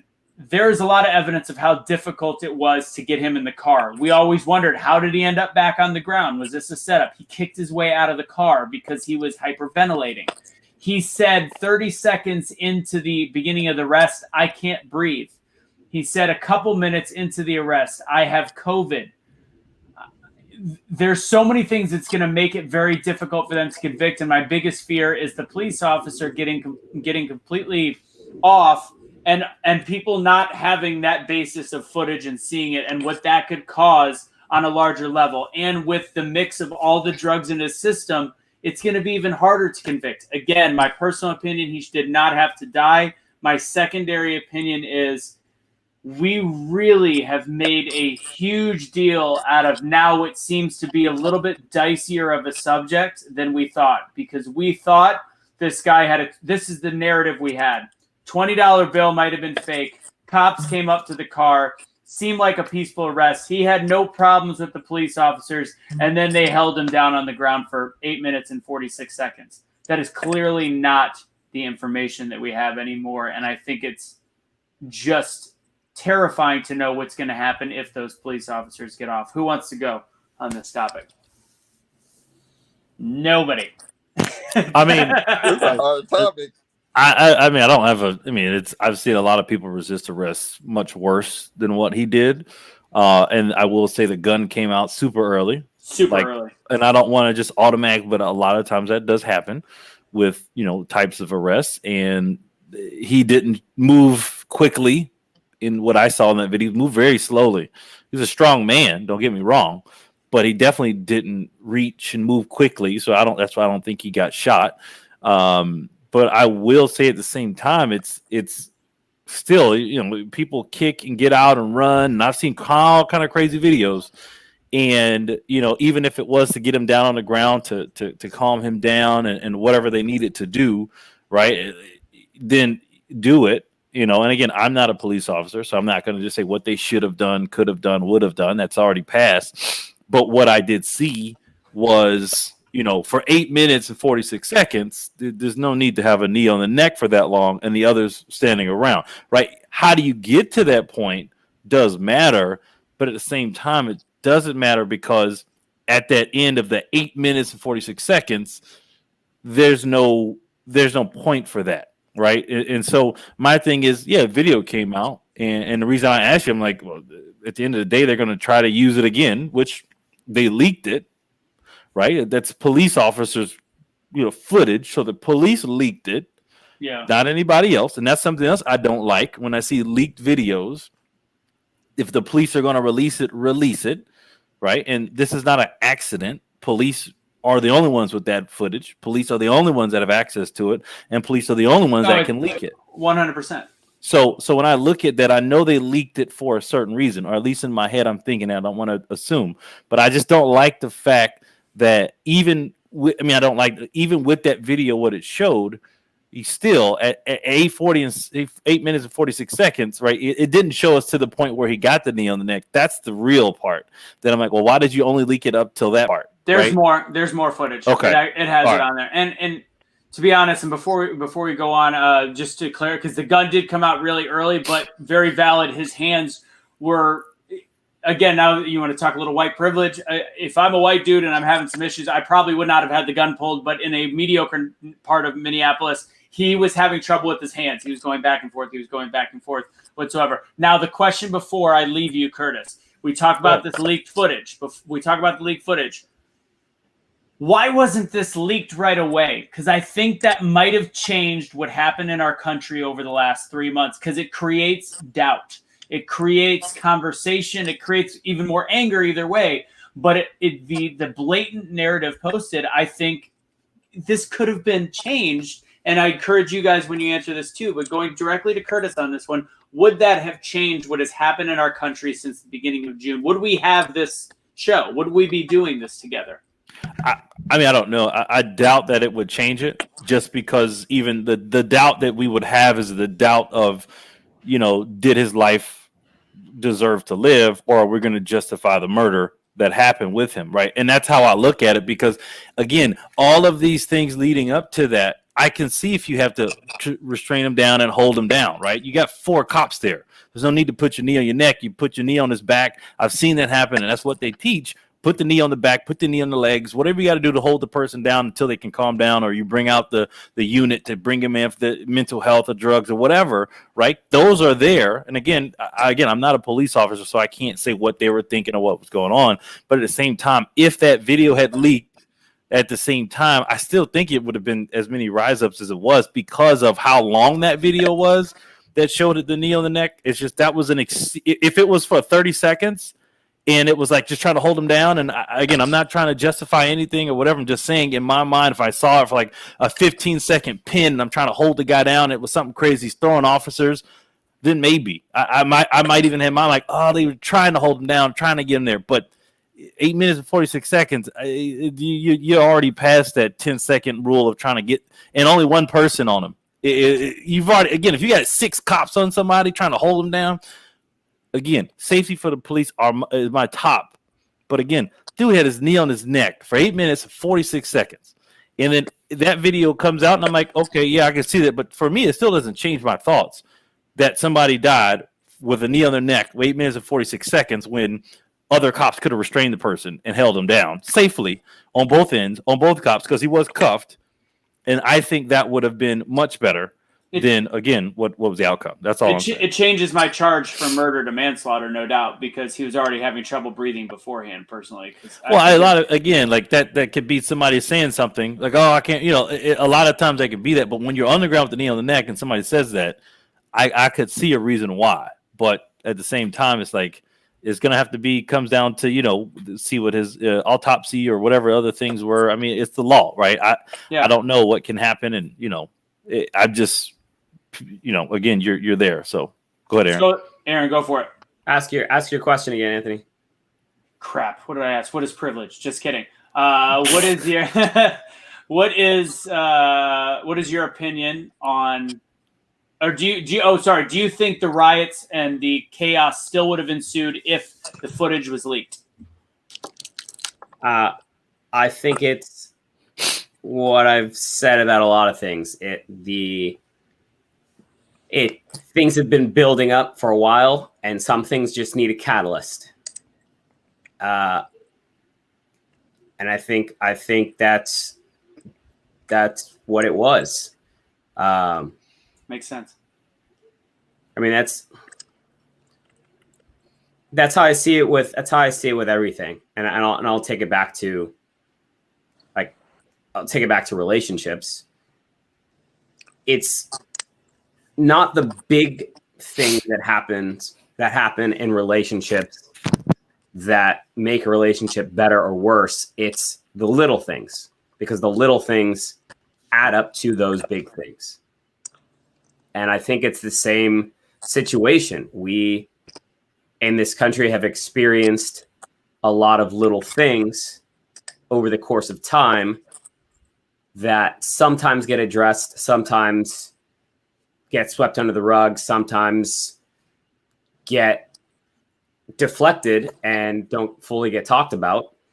And when the conversation isn't done, it just builds and builds and builds. So whether the footage was leaked or not, it was still another person that was killed by the police in an excessive way. Right. So I go back and forth with this all the time, and sometimes I think it's kind of dark, but I feel like the issues have been there. Again, this is just something that it was going to happen. Something like this was going to happen in some amount of time. It just needed the right catalyst. So release valve, and you never knew It makes perfect sense, because if it wasn't him, it would have been 2 weeks. It could have been 4 weeks. You had COVID. You had all. I mean, you never knew. You're right. I never would have. I mean, you also had Armand Arbery earlier this year, and the only reason we found out about that because the video got leaked, and the cops knew about that, right? You also got Breonna Taylor. We had that in-depth conversation, which was a very good conversation with Officer Kevin, I believe, right? And that's another thing that, again, it's like you have last year you had so many of these like instances where people, and even with the black man, brother of the man that was killed by the white lady police officer. He forget all these things that you can only do that so much, right? Quote unquote, people say. And I feel like now, again, like Aaron says, not a perfect mix, but like a crazy mix of things happen. And then you had Armand Arbery, you had Breonna Taylor, and then this, and it's just like, it's a lot. I mean, and it's not like it's never happened before. If this is the first time, then it would be probably not as crazy explosive, right? Or it might have been, right? Because you might have like, oh my God, does this happen? So I don't know. I don't know. That's a tough one. Jelani, what do you think?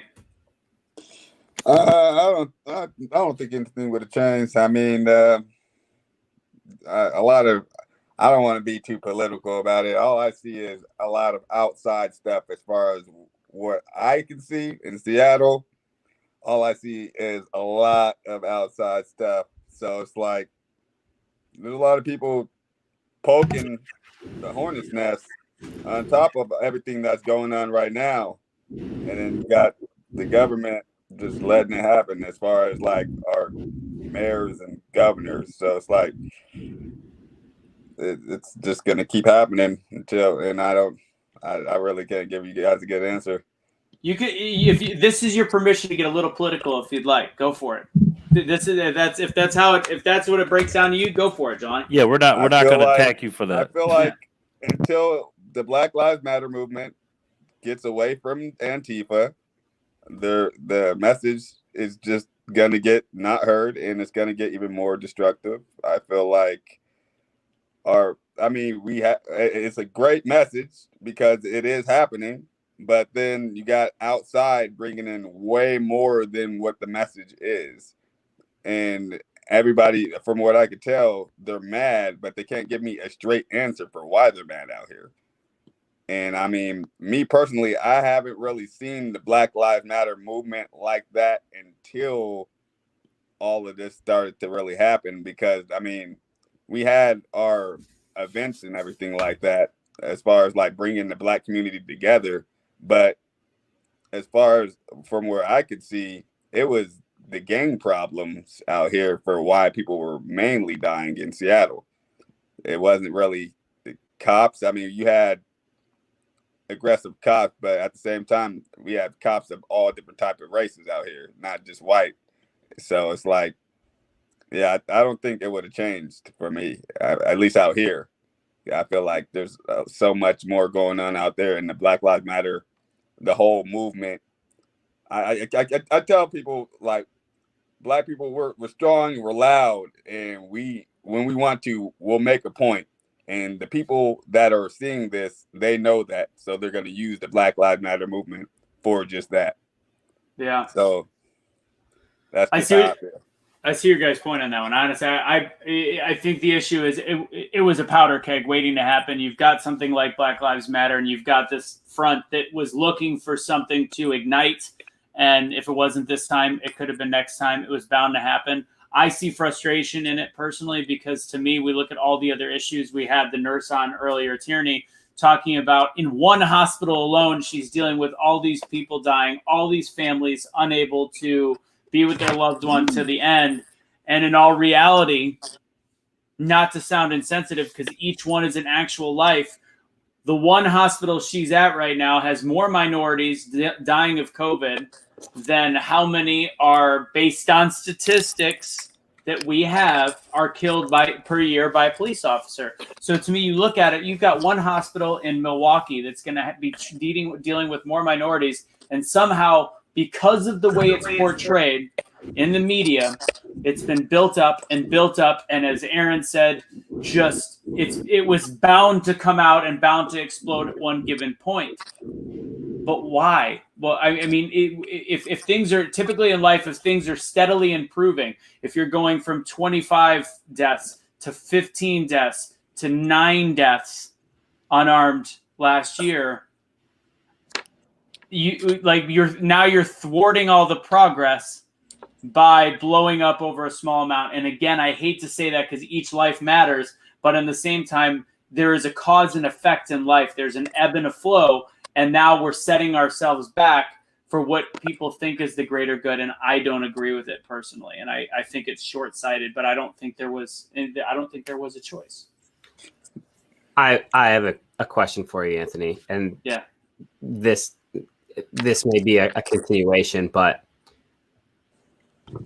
why do people rely so much on statistics? Well, people rely on statistics, specifically like me, because there's one thing in this world that from a fact base cannot be disputed, and it's mathematics. Now, entering the statistics, as Curtis and I talk about a lot, can be inaccurate. But once you break down statistics, the way that I look at life from a mathematical perspective and an analytical perspective, you can't math is the one thing that you cannot fight. Math is the one piece of logic that you can look at in different ways, but math doesn't change. Numbers don't change. And that's why statistics are important to me. So then the delivery, this is where I get a little confused, because I see a lot of stuff about statistics, and I'm with you on that. I'm with you on the numbers. But then I also think about things like the census that people are essentially getting begged to do so that the numbers are right and the distribution is right. But those numbers aren't fully representative because not everyone is doing it. The same with voting. Not everyone is doing it. So I mean, this is where I get a little wishy-washy when I see statistics, because I know that some people lean fully on them, some people lean away from them, but I just think that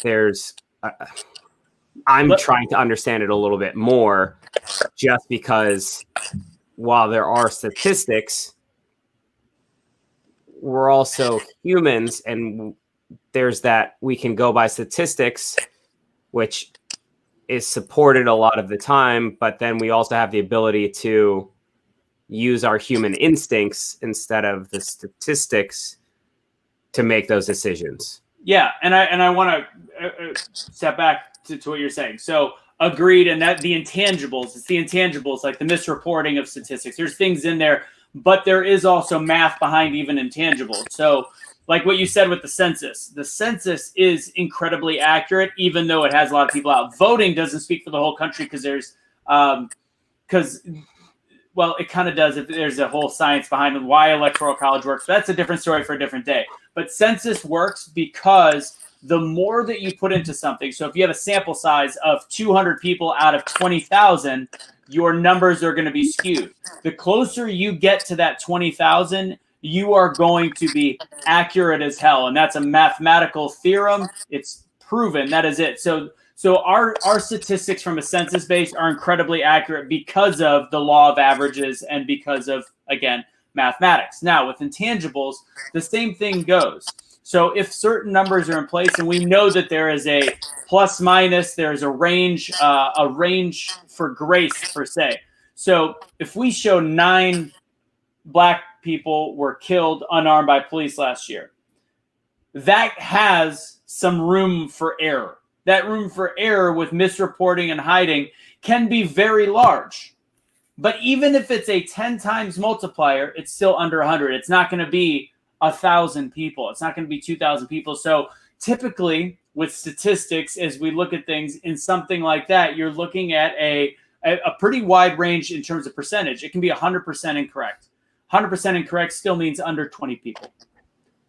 Well, I will say, like we said earlier about COVID and statistics, even one life, right? Looking at it as lives. And it's something that and I didn't mean to cut you off, Aaron. I know you can finish if you want to. No, I was just posing that question to learn a little more about it and why people do it. Okay.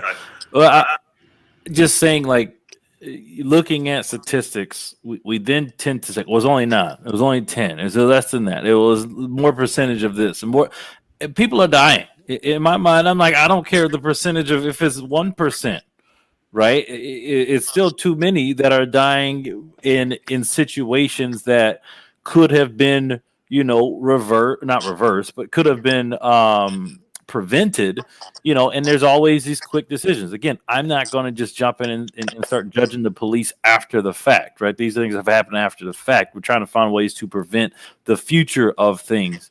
But also at statistics, again, looking at that crime and punishment, I always go back to that because that's just one very hard statistic.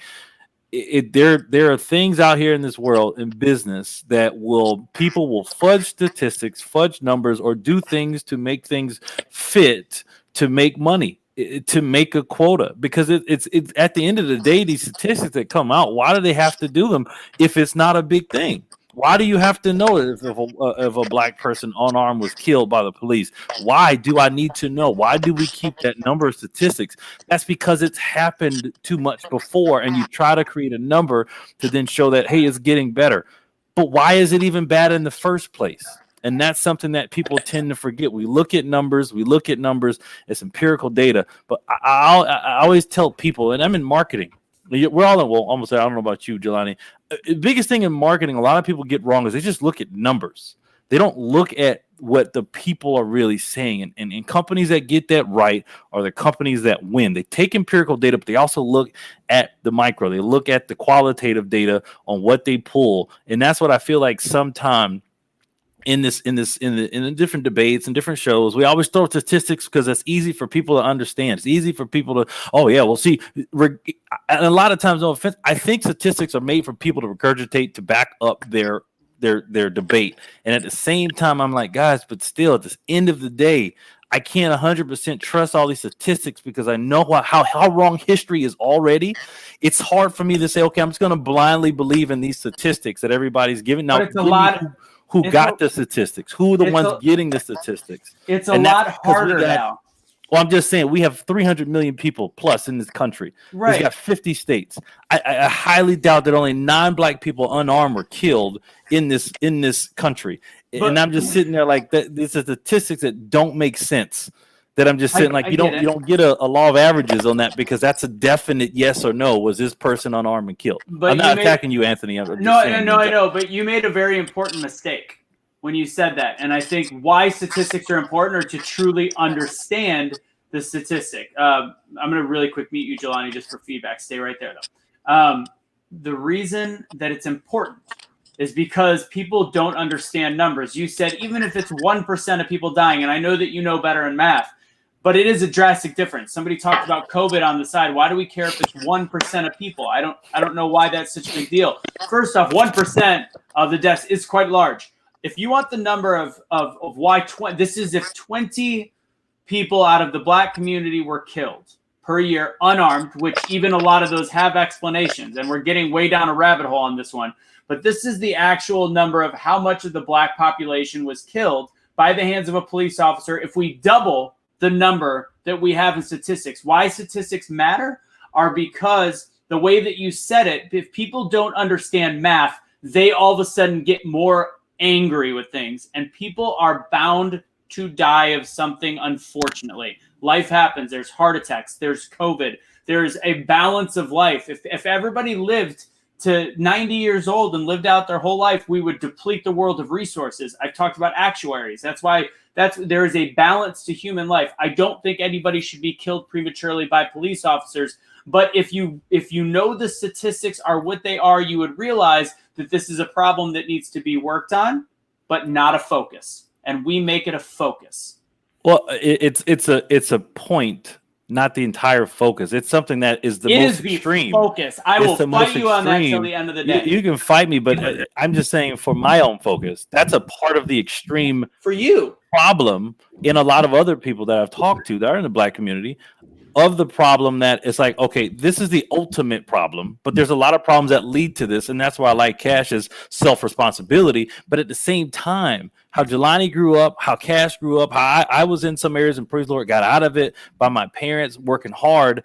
It's a lot of things in history that have put these things in place that have to be focused on. And a lot of people aren't even hearing about this until this is the one that we focus on because it's so extreme. And people don't look at things that aren't extreme. That's just what it is. We don't look at the people that look okay. We don't look at the people that are in okay shape. We look at the amazing people in shape and we look at the super obese people. And so that's what I look at when we look at this is we look at what's the most extreme. Police killing Black people, right? That for that whole thing, that's the most extreme because that's killing it. But then we also look at, okay, well, why are they killing it? We look at the communities. What's going on? Well, why are these people in these communities? Why are the police seeing it like this? Why are these photos coming in? I look at it as a way to hit and then move backwards and go out. We should be looking at it. We've turned it into why are they killing Black people? We should be looking at it as why are they killing people in general? Because as you just said, we're looking at the extremes. Nobody else, very few people have seen the 13 minutes of the white autistic guy that had the exact same thing happen to him. I can't even remember his name right now. That happened within a month of George Floyd. There's a video of that whole footage. So it's not about that. We are choosing to look at it as a color base instead of the problem is more of a policing base. How do we change the police? But even you, who we have great conversations, said, well, the extreme is how they're killing Black people. It's not statistically, and if you look at statistics again, it's not the biggest issue. It is why our focus, and you said it's not your focus, but it is the focus of the media, no doubt, to look at specifically the extremes of Black. I agree, and you literally just said what I just said, because I'm just saying we don't look at the things in the middle. We look at the extreme, and then I said we look at the extreme to then move backwards to get to those things that are in the middle, to get to those things that are the true root of the problems. But again, a lot of people, again, like I said, don't look at the middle. They look at extremes. And you tell me if you ever looked and be like, oh man, that's a okay looking dude or okay looking girl, or it's like, oh, that's a hot guy, hot girl. You're still not hearing me. Yes, we look at the extremes, and I'm sorry to keep fighting on this one. We're looking as a country, we look at half of the extreme. If we want to fix the greater problem, you look at all of it. You look at the police brutality across the board. But what this is doing is we focus, as I just said, we focus on the extremes, unfortunately, but we strictly are focusing as a country on one extreme, and not as the people, but as the media, which funnels down. It's a trickle down. So even the way you said it, you're missing my point, because I get the extremes. And sometimes you need to look at the extremes to fix everything. That's the way life works. But if you're only looking at half of it, you're not going to be able to fix the whole, because then it's jaded and then it's biased.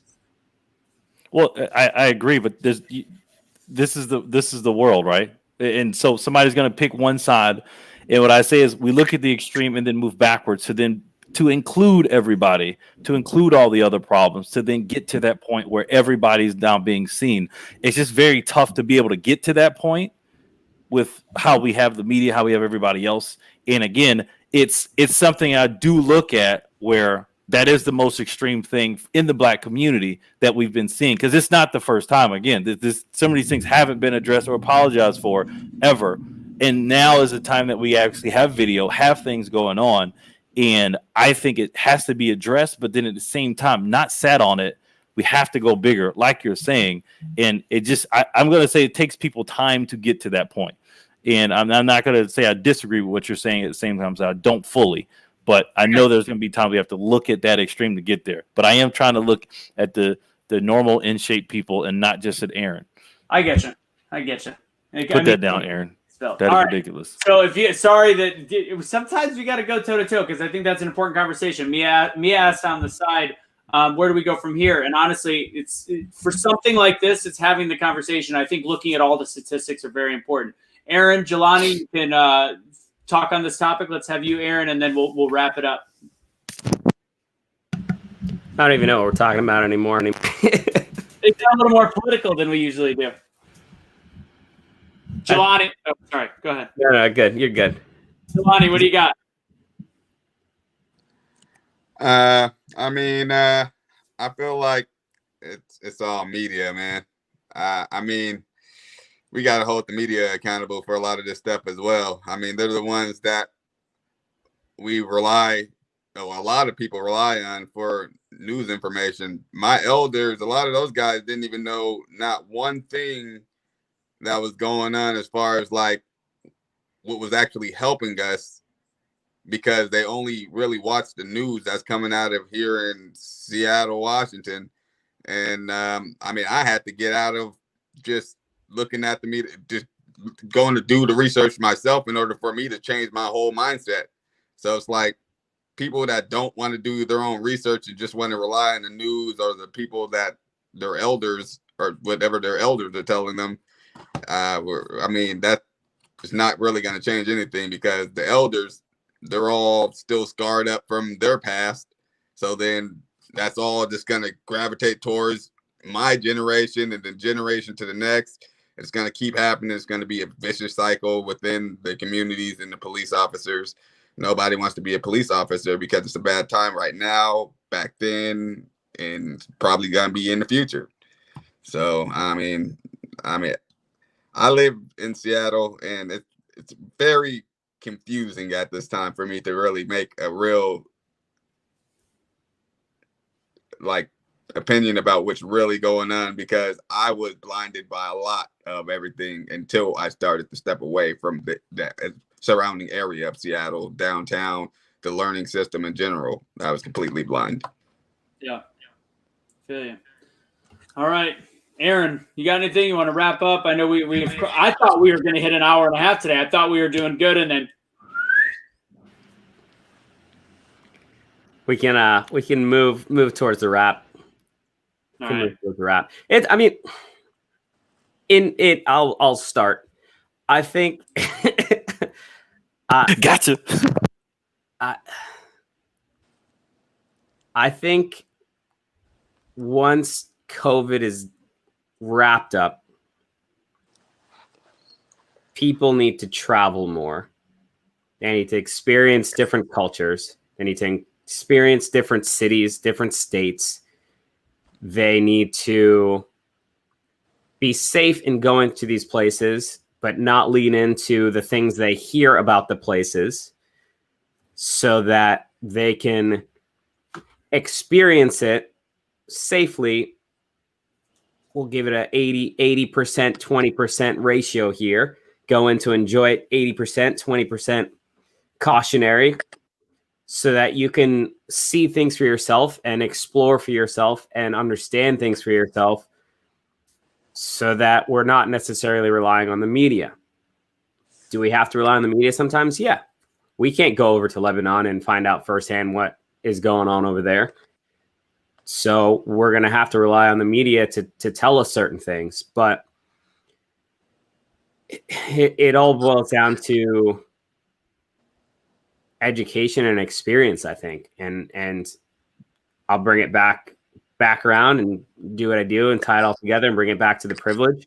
I was privileged enough to grow up in the Virgin Islands and be able to then move to the States and have my dad be in the military. So I traveled a lot, and my grandparents loved to travel a lot. So I was able to travel to other countries when I was younger, and I was able to experience a lot more of life and cultures and foods and those type of things. And I think it gave me that privilege. It gave me that advantage, so that I wasn't looking at black and white and Democrat and Republican. I was looking at do my best, do better than everyone else, and that is where the success will come in. Yeah. And it was always told to me that don't make those excuses. There's always something more that you can be doing. And if it's not working out, then you have to, and you've tried and you've explored your options, then you move on to something else, but don't use it as an excuse. And I just feel like we do that way too often. We make things an excuse. I'm too tired. I'm too scared. Right. I don't have enough money for it. I'm not in the right position to do it. Start somewhere. Yeah. And that's what'll happen. And it wouldn't be a show if I didn't thank you guys and thank everyone for watching and giving their opinions and sharing their insights, and for Jelani and Tierney being here. But I appreciate you guys. Thank you, Aaron. As always, again, you're the one that started this conversation. I love when you speak because we all kind of lean in. Because we're always like, what is he going to say? You speak in such perfect cadence. It's like a young Obama. All right. So, with all the comments, I'm starting to think it's not as good. They call me Donald X out in Seattle. So, so really quick, based on what I was about to post that too. Why are you always picking the ones I'm picking? Isn't that our friend Mia? So yeah, you know me. Yeah.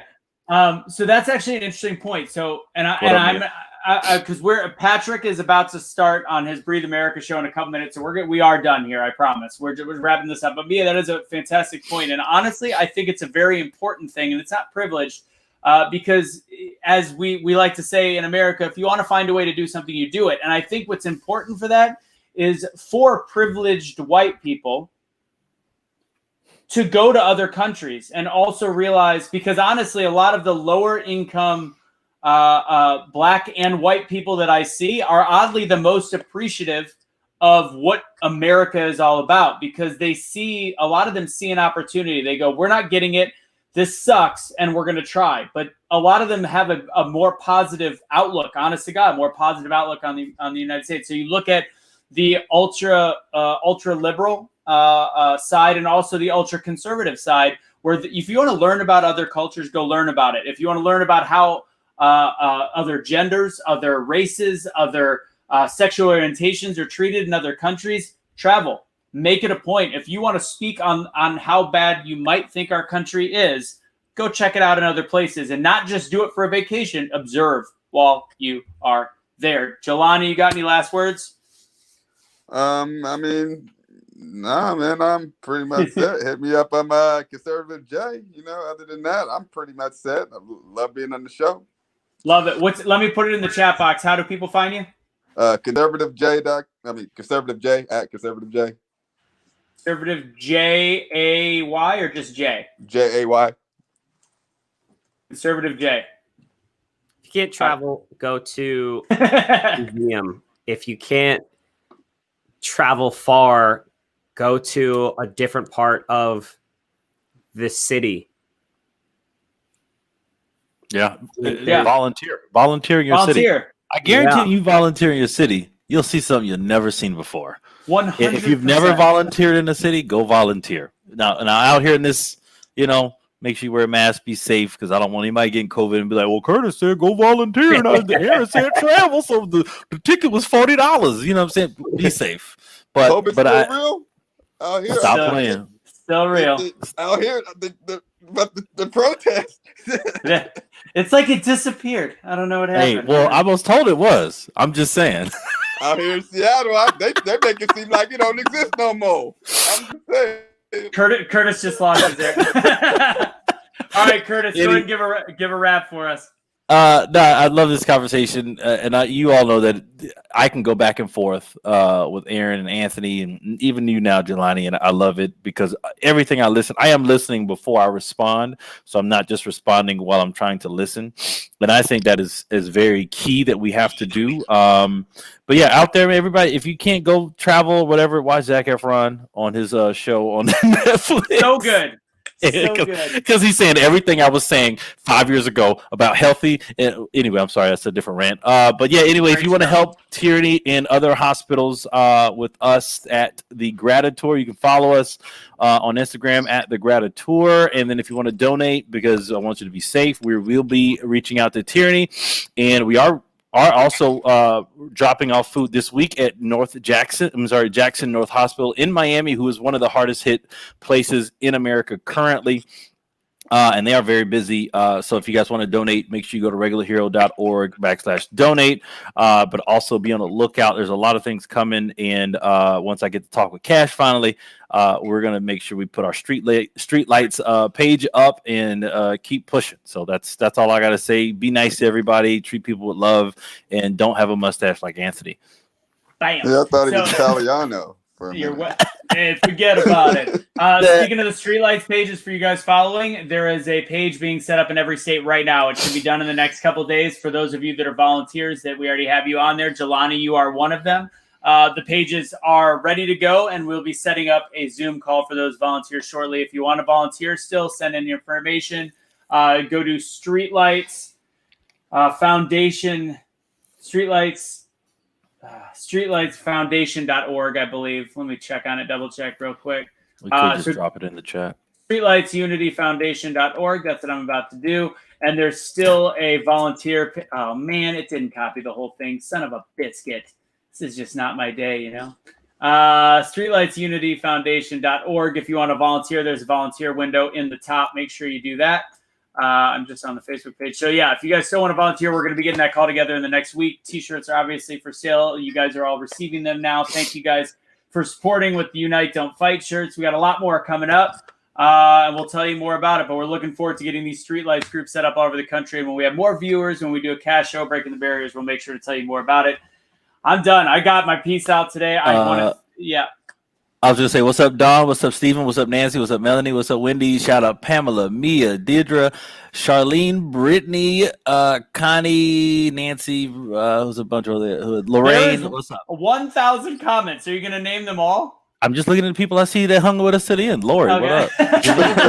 I mean, I want to be shouted out. I want to shout them out. They're part of Streetlights. They're part of BetheChange. Let's go. It's the Amy, audio. what up? I love that. It's my blog, so whoever's looking at my blog. Yeah. Team Audio. Thank you guys so much for being a part of it. We'll see you guys again next week. We're going to be doing biscuits and gravy on Thursday this week because Chad will be traveling on Friday. It's the KK special birthday edition. What? Kristen Commander. Oh, okay. I was about to say, I said 2Ks. I didn't say 3Ks. Special It was 2Ks.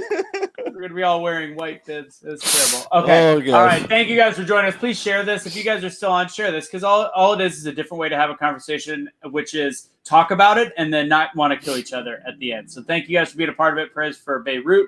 Thank you, Jelani. Thank you, Tierney. Aaron, as always. Curtis, as always. And I'm Anthony. Thank you guys very much. Have a great rest of your day.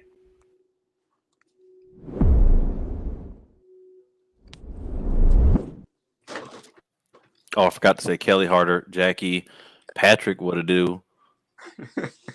Who else? We got a couple others. Are you done yet? Are you good? You done? You good? Steve, Nikki. Did I say Nikki? Melanie? Just saying it. We good. Okay. All right. Good. Share us, please. Share us. Don't forget, listen to our